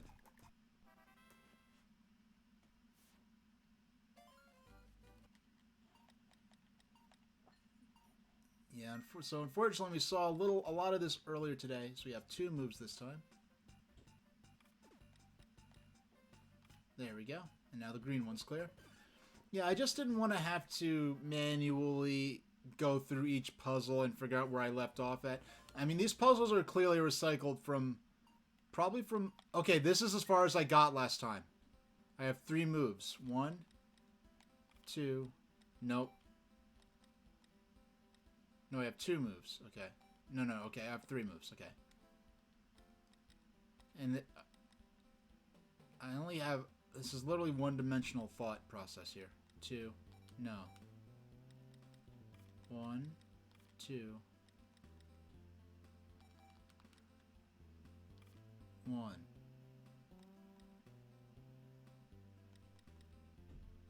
Okay, so I have to make 1, 2. No, 2. No, okay.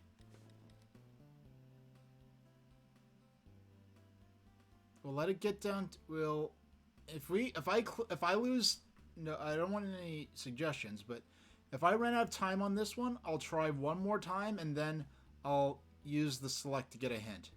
1,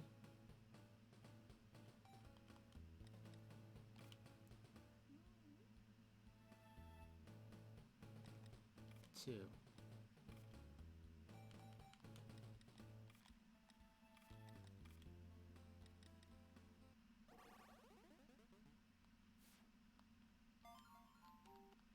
I mean, I could... Okay, so what on earth?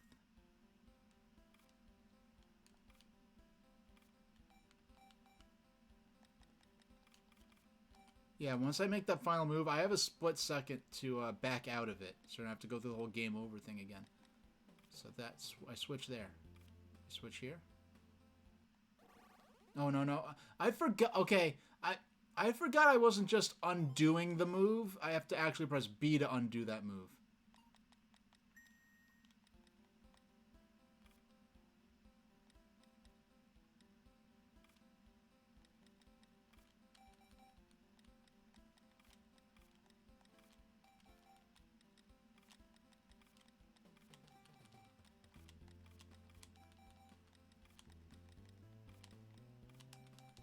I do not...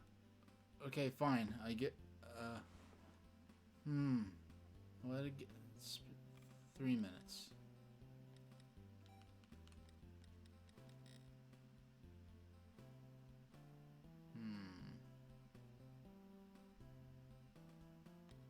I can see how I can clear the blue ones. I can see if I switch that one and that one, I can clear the blue ones. Wait, I'm gonna have to put these. Okay, I have to do something. Okay, let me think this through. I have to do something where I clean out. Yeah, I'm gonna have to do something where I clear out one, and then only have to make one more move to match the other 3. So there, I'll clear the light blue, and then but I have to make 2 more, and then I'll have 1 move left. And I have to make 2 moves to get this over. No, 1, 2. I did take 3 moves, so that's not gonna work. 1, 2. And the next move, I can't clear out anything.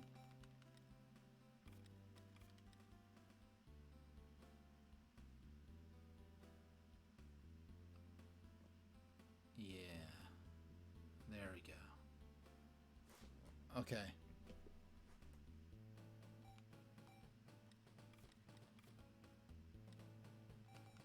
Yeah.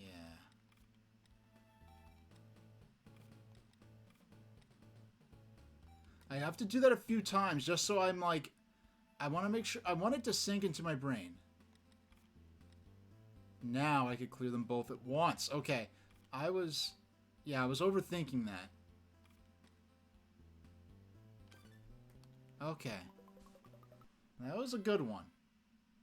You know why? You know why I had such a hard time with that one? Because that's not a move I typically use when I'm actually playing the regular sort of marathon mode or the line clear mode. That's not a formation that comes up often for me to take. What is this? Okay, how many moves do I get with this? There's 1 move. Okay. This is not complicated. This is very simple.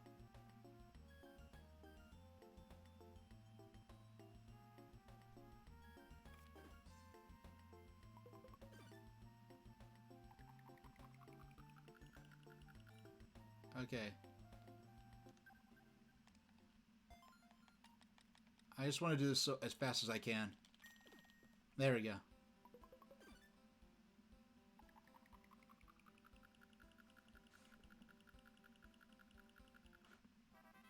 There we go. Alright, so now we're officially in new territory. This is further than I've ever gotten before.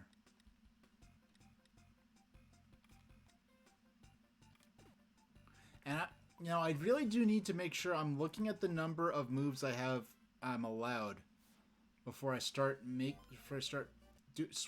flipping blocks around. Okay.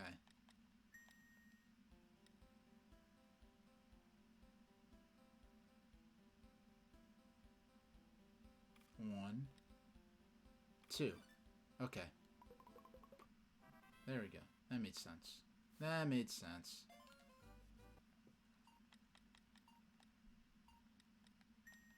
This one's easy.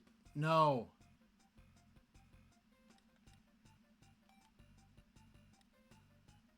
This one's easy, then I immediately, instantly mess it up. This one's good, actually, yeah. 1, 2. No, no, no, no.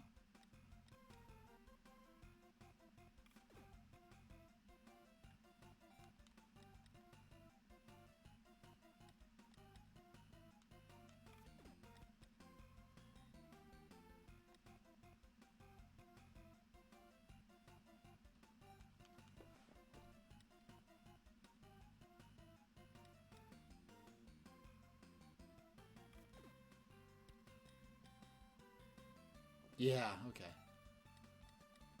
1, 2. No, no, no, no. That didn't work. That didn't work. So, 1.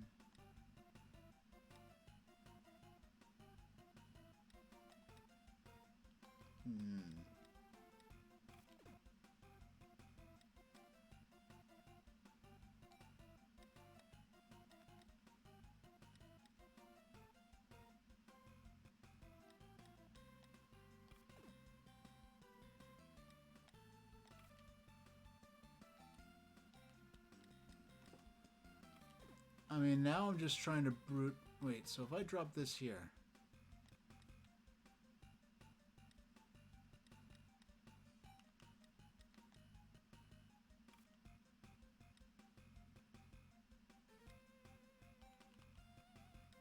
So I have to make the match with...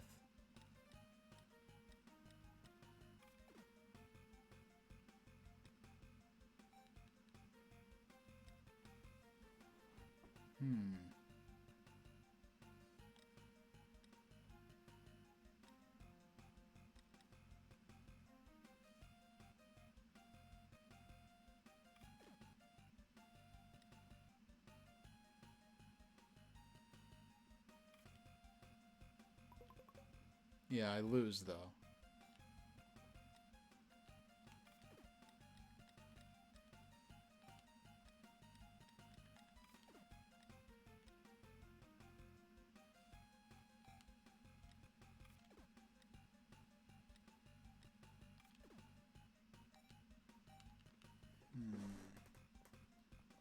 Alright, we'll give it to the bottom. So we hit 30 T-minus 30 minutes at the end of the stream, and then I'll call it quits. For this puzzle mode, at least. We'll go to a different mode after this. As we've been through... let's see, how about...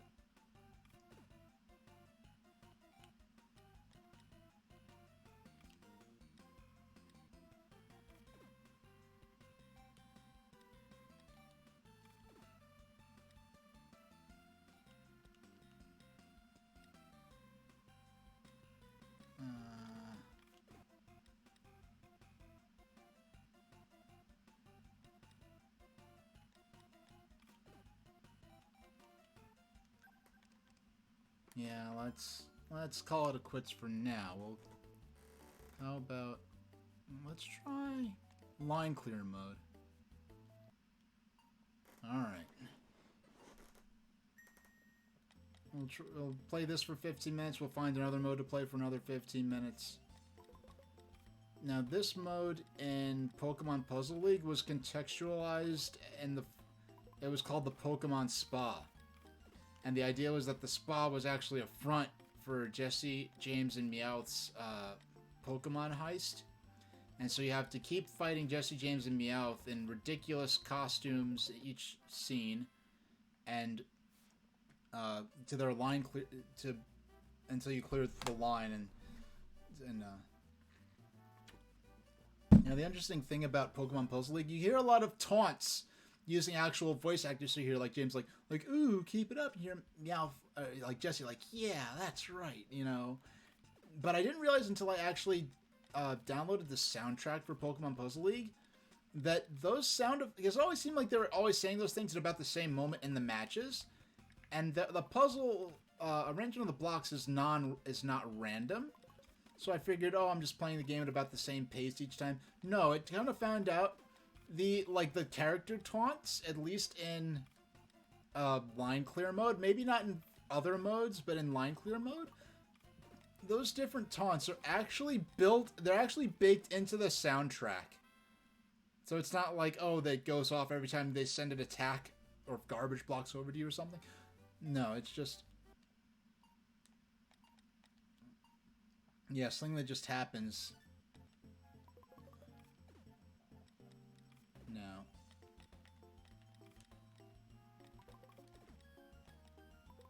Now, I love this mode. I mean... yeah, like the versus mode where you're trying to, attack the enemy by making combos and chains. Those do have a concrete element to them, but just knowing that it's like in Tetris mode B for Game Boy, where okay, I have to get 25 lines, and you're playing a strategy around that. You could play I'm moments away from my blocks hitting the top of the playfield, but I know all I have to do is clear that, or whatever. I'll have to do it. I don't care if it's nearly to the top. All I have to do is clear that one line. I don't have to care about my long-term survival. There's a nice strategic element in planning around getting your blocks all below a certain line. Because if it gets down to it, I know there are times in line clear mode in Pokemon Puzzle League where I wasn't doing that good, and I just did like what I'm doing here. I can make combos and get to the line clear, but I could just also shunt the blocks over under the line and clear the stage like that. Now, so I'm going to start off strong with a combo with these stars. Now,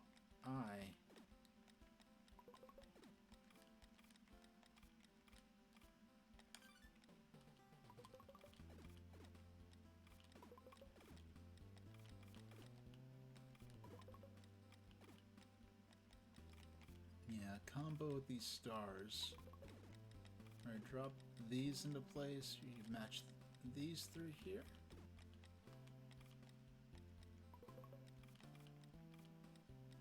And go get these three up. Yeah, I feel like the clear lines is emerging a lot quicker into the play session than it was in Pokemon Puzzle League. Pokemon Puzzle League is the only game where only other version of this series where I've gotten to try, because I don't think Pokemon Puzzle Challenge has a line clear mode, or if it is, there've been so many options of how to play that I just never ended up using it. Yeah,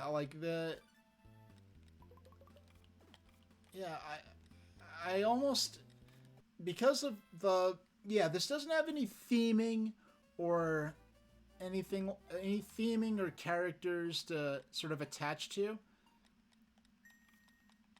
But I really do feel that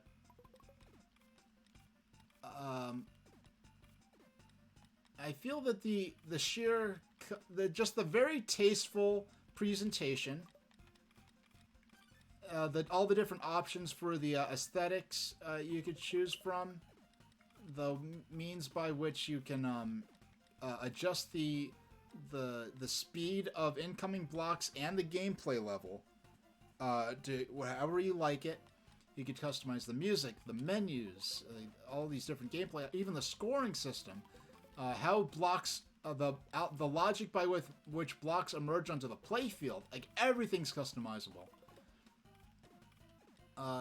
Because of that, all the customization features, I feel like this is the strongest version of Puzzle League, at least on the Game Boy family. I've never played Planet Puzzle League. Unfortunately, that's not one of the games that's ever been made available on the Wii U's Virtual Console service. And at this point, obviously, they moved on to Switch, so it never will be. I mean, if I could choose just a couple of games to be... If I could choose 2 Nintendo-published games to be added to the 3DS Virtual Console, or 3, it would be Pokemon Black and White, Pokemon Black and White 2, and Planet Puzzle League. Now, Planet Puzzle League for DS is a little tricky because that game is played... You know what? That's probably the reason why it never came out on the Wii U Virtual Console. Planet Puzzle League is actually played vertically. You hold the 3DS like a book, which kind of probably seemed like a good idea. Because if you want to do a touch-based Puzzle League gameplay on the DS, it's probably not... Considering the shape of the playfield is vertically oriented anyway, and there are already games like like Big Brain Academy, I think, does this, but I know Brain Age is the shining example, where you hold the DS like a book. It's the thing where you really do want to have the system turned on its side, but for playing on Wii U with the gamepad and TV, really not ideal, which is probably why Planet Puzzle League never came out on the Wii U Virtual Console.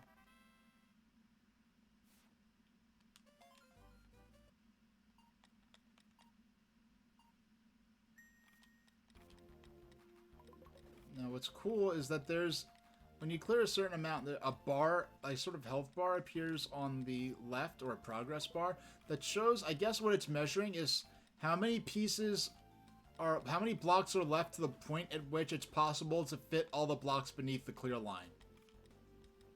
And I don't think that health meter appears until the clear line appears on... So here comes the clear line. I think that health meter, that progress bar, is going to appear on the left below our timer soon.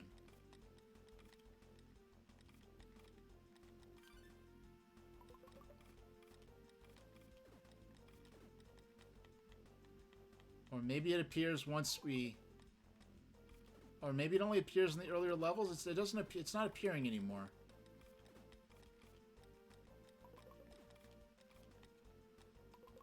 Alright, you only have to make one match down here. Any match will do it. Here we go. I don't have to make any more moves. There, clear.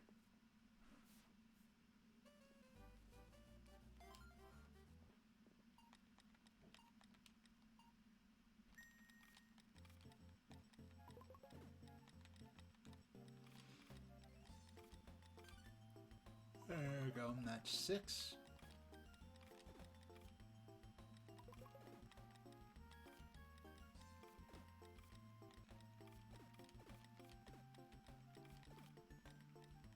Now it's funny, because at the time this game came out, no one outside of Japan would have had any context for this music. So as far as I would have been, because I really wasn't I don't think I was even aware of the Panel de Pon series at that point.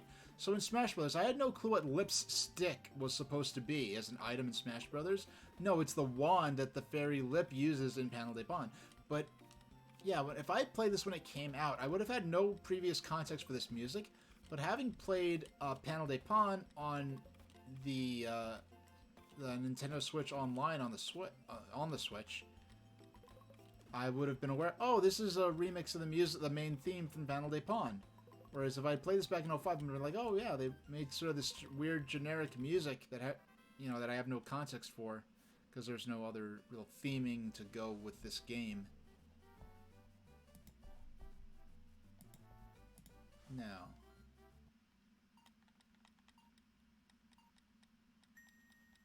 we're gonna make look at all the matches we can make. Okay.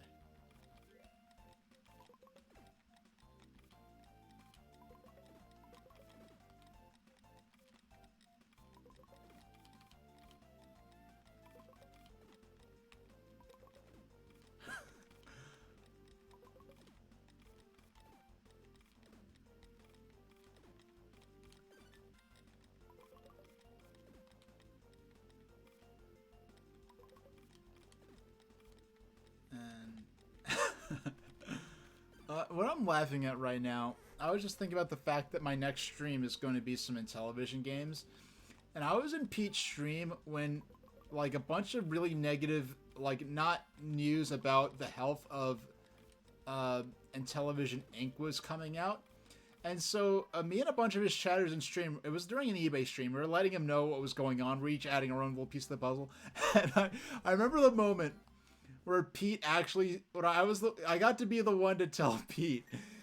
And we're just like laughing it up at this point. You know, I don't try to drop bad news just for it was like amusing. It's not like anyone got hurt. It's not like serious real world, like, you know, oh, like a war happened somewhere or there was a natural disaster. It's like we're just talking about the drama about the whole Amico and the mismanagement of the project and mismanagement of the company and delusional statements and bizarre behavior from like people in the video game industry that were connected with this, like different personalities that, you know, are respected in years past and now are kind of pariahs.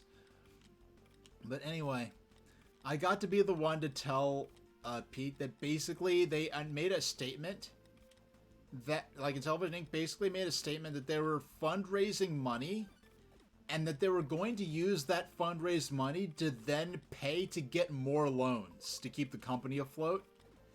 And when he saw that, he's like, "Oh no, this system's doomed. Like, this is never gonna come out. I hope it does come out. I want to see Pete play those stupid freaking games." Oh my gosh. And heck, if it comes out and the games turn out to be like baller AF, I will admit that I was wrong. Like I said when Pete was here, I was genuinely interested in I wanted to see them come out with some kind of niche system as a sort of family only focused system, only with E and E10 rated games, and managed to make it work as sort of this niche, sort of cross breeding between the video game industry and the young early childhood toy industry that was not an edutainment system in particular.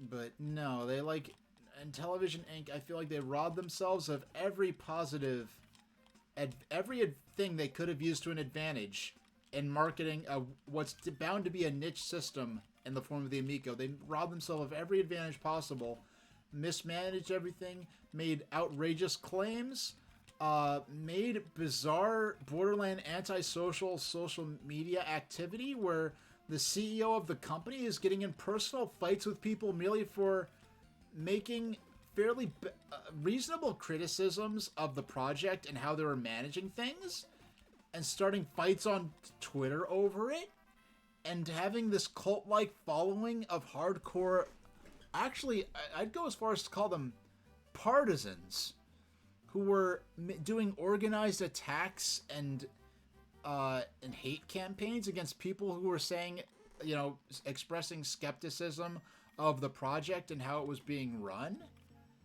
And it's like, oh my, like, and honestly, the point early on where I was like, what is this? What is Tommy Tallarico doing? The point was very early on because I was genuinely interested. Hey, it sounds like he has some cool ideas on what he wants to do with the system, how he wants to work with the developers.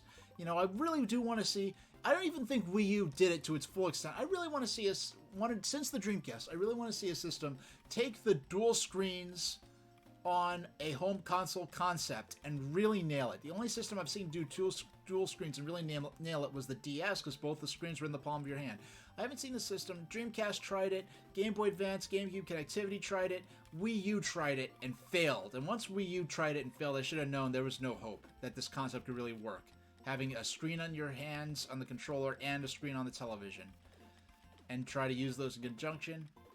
And there's certain, like Pac-Man Versus, that was a great example of how that worked. But to run an entire platform based on that concept, it's never been successful. I wanted to see, and Intellivision managed to pull it off. So I wanted the system to be a resounding success. And it doesn't look like now it's even going to come out at all. But when Tommy Tallarico made a video very early on in the Amico's lifespan, and after the project was announced, where he was going around reading like disparaging tweets or disapproving tweets, or even just like joke troll comments, like about people that were like skeptical or not taking the project seriously. It's like, No way. You could never imagine Satoru Iwata, bless his soul, or Reggie Fils-Aimé, or Shigeru Miyamoto making a YouTube video on the official Nintendo YouTube account where they read comments from skeptics or critics or trolls making fun of them or personally responding to them. No, they have their own marketing. They let the product come out, and the market speaks for itself as to whether or not Nintendo got it right. They don't go on Twitter or YouTube personally responding to critics or skeptics, making themselves look so unprofessional, so easily wounded.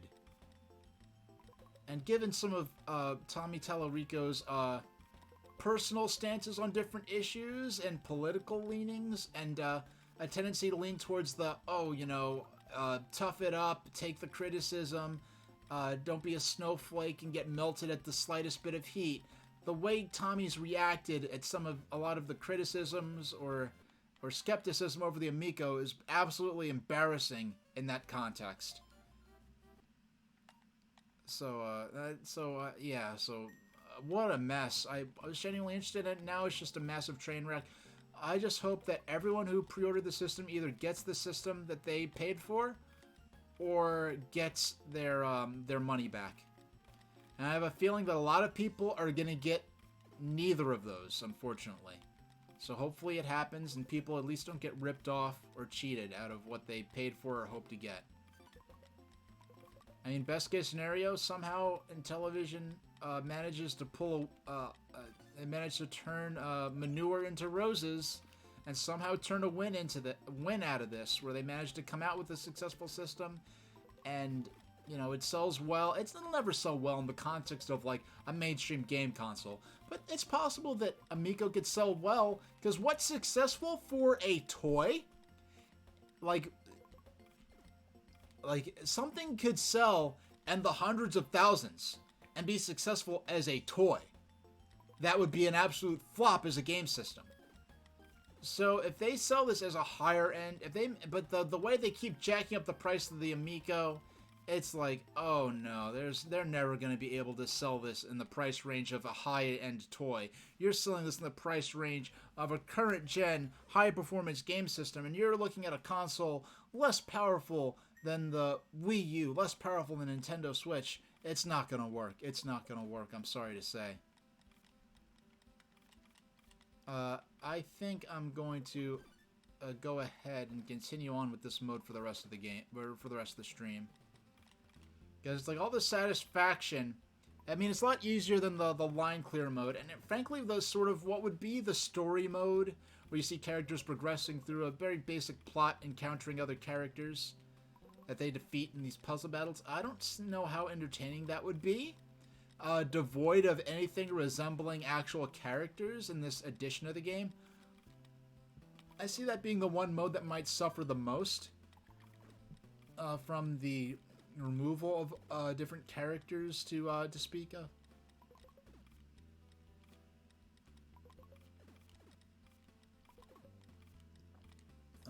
How long have I been live for? Okay, so in 10 minutes I will have been live for exactly 4 hours. Which means I will have actually been streaming for 4 hours and 3 hours and 40 minutes, because that's 10 minutes of my my hold screen. Yeah, so that's 10 minutes of my hold screen. And then, okay, there we go. Yeah, so that's 10 minutes of my hold screen and then 10 minutes break. So that's 20 minutes of streaming time. Oh, so now we've got the baby blue blocks and these blue pieces. So I guess in marathon mode you don't get the dark blue pieces.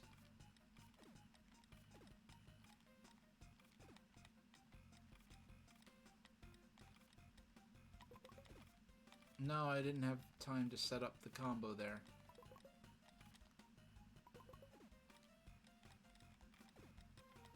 Boom combo. Yes! Yes! Yes!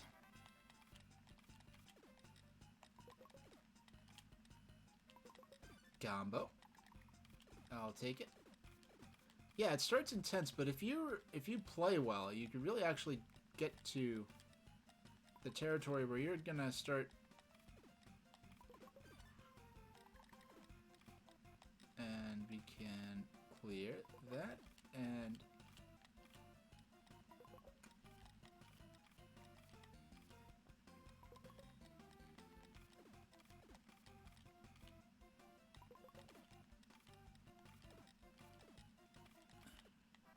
there we go.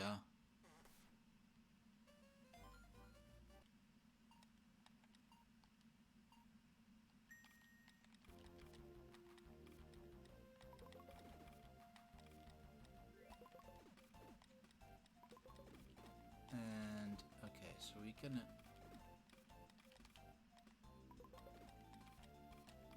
there we go. I clear that one.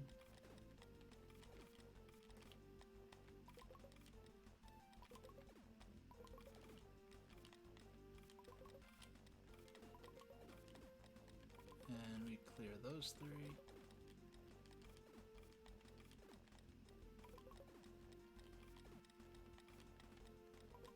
We got those clear. And these.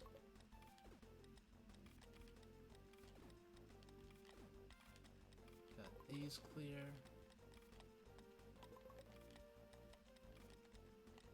And boom. What combos can we... I wasn't quick enough. I gotta set up a nice combo there. But we have enough leeway to just shunt to line clear there. Alright, that was fun.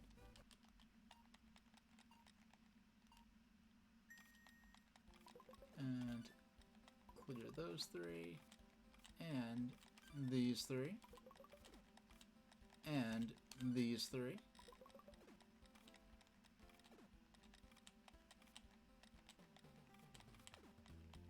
What are we gonna do?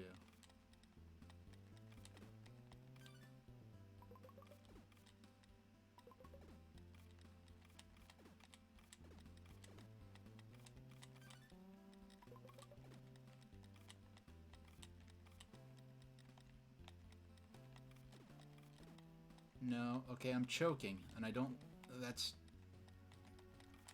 no, there we go, that's more like it, that's what we like to see, we like to see those blocks get cleared, no, our first loss, okay, I saw all the moves, I just couldn't make them quick enough.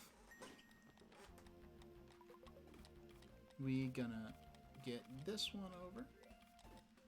Yeah, like, I do miss the lack of characters, however. You know what?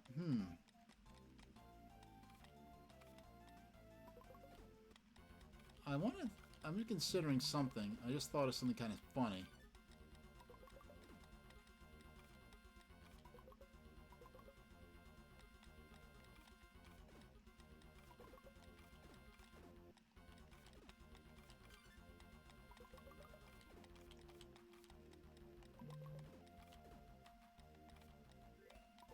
So how about we swap these two and these two and get the combo there and get the... No, I couldn't do it in time. Get the combo there. Oh, I love... You're doing a little shunting. It's not my favorite thing, but boom. Boom. We clear that those five out. No, I wasn't quick enough to get the heart over. I could have got a chain going. Oh my gosh. What? Why did I choke like that? Why did I choke like that? I was doing good. Alright, can we make it the last 5 minutes of the stream without choking once? Would be sweet if we could.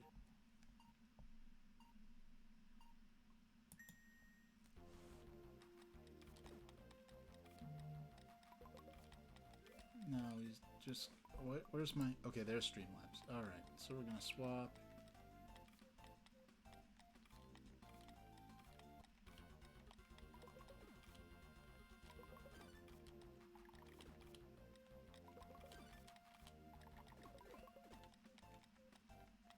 Okay, we're gonna use those three. Clear those 5. And make these 3.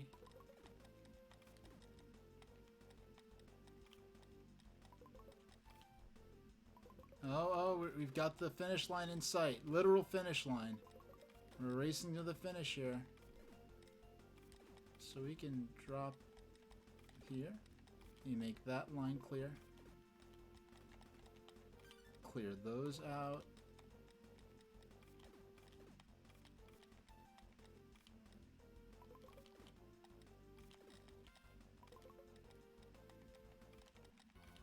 No, okay, I made a bad move there.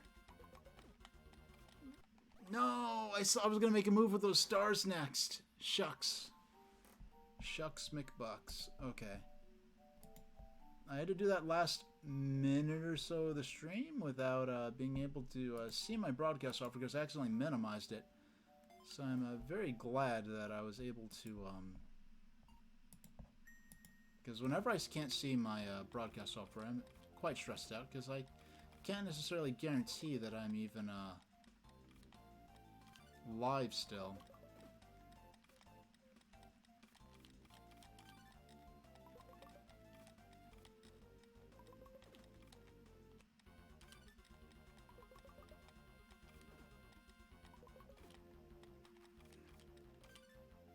We got those three, got here, and line clear, and line clear, and line clear.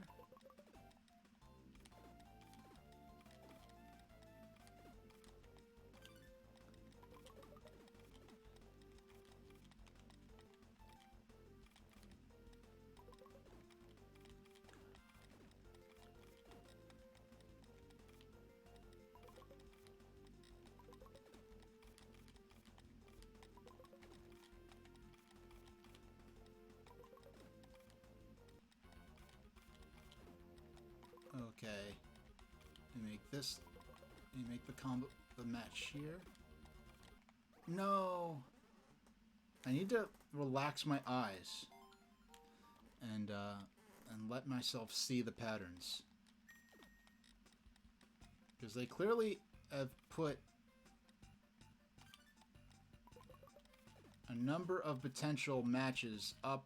They put a lot of combos and chains. They set these up for me in advance. Now, I could have waited a second and got a better combo out of that.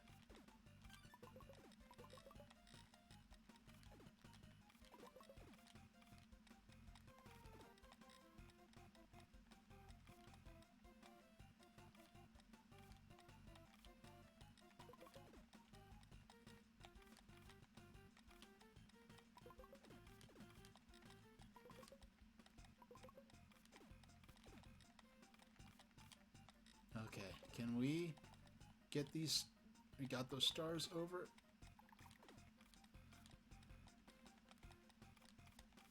Get this 4 chain of those. Okay, we're gonna use these purple blocks. We're gonna get the 4 combo out of there. Yes, I saw that one. I set it up and I executed it. Okay.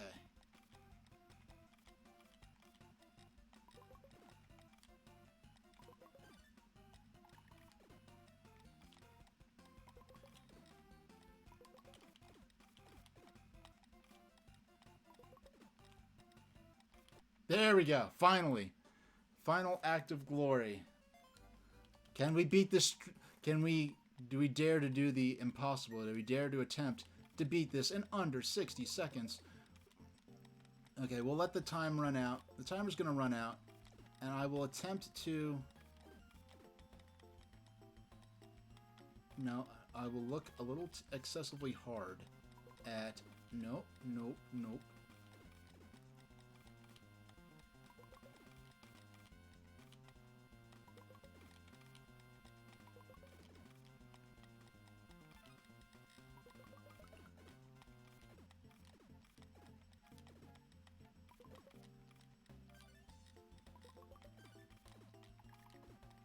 Your FedEx office store printing some photos.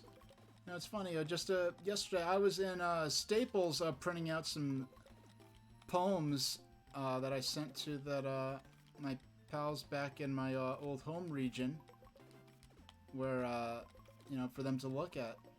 Now, I'm not necessarily proposing that they publish any of them. I'm just like, hey, we're friends. We like poetry. Read some poems I wrote, because I actually started writing poems casually, recreationally, for really the first time ever, except for like not counting the one poem a year I used to write just because I know you guys wanted me to be in your annual anthology. Because I've been in every single issue since the anthology began in 2011. No, we had momentum. We had momentum. All right, that does it for this stream. I will see y'all on. Yeah, I'll see you guys on, I guess, yeah, next Wednesday. Excuse me. What's Saturday? Alright. Did I forget? There's no way. I just forgot to... Alright. I somehow screwed up the schedule on my... The next stream is not Saturday. It's gonna be Wednesday the 4th, and I just forgot to update... I sometimes forget to... do I have any poems about doorworms? I have one, which is on my website at supertrainstationh.com if you care to go ahead and try to find it.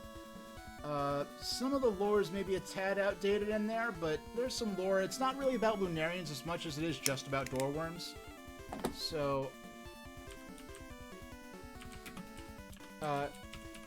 yeah, so excuse that. I will be back on the May 4th, not the 7th, May 4th, Wednesday the 4th at 5 p.m., and I'll be playing Mattel and Television using the, I'll be using the, I keep forgetting the name of it, the Evercade Versus, and they released a cartridge with a bunch of old, old Intellivision games on there.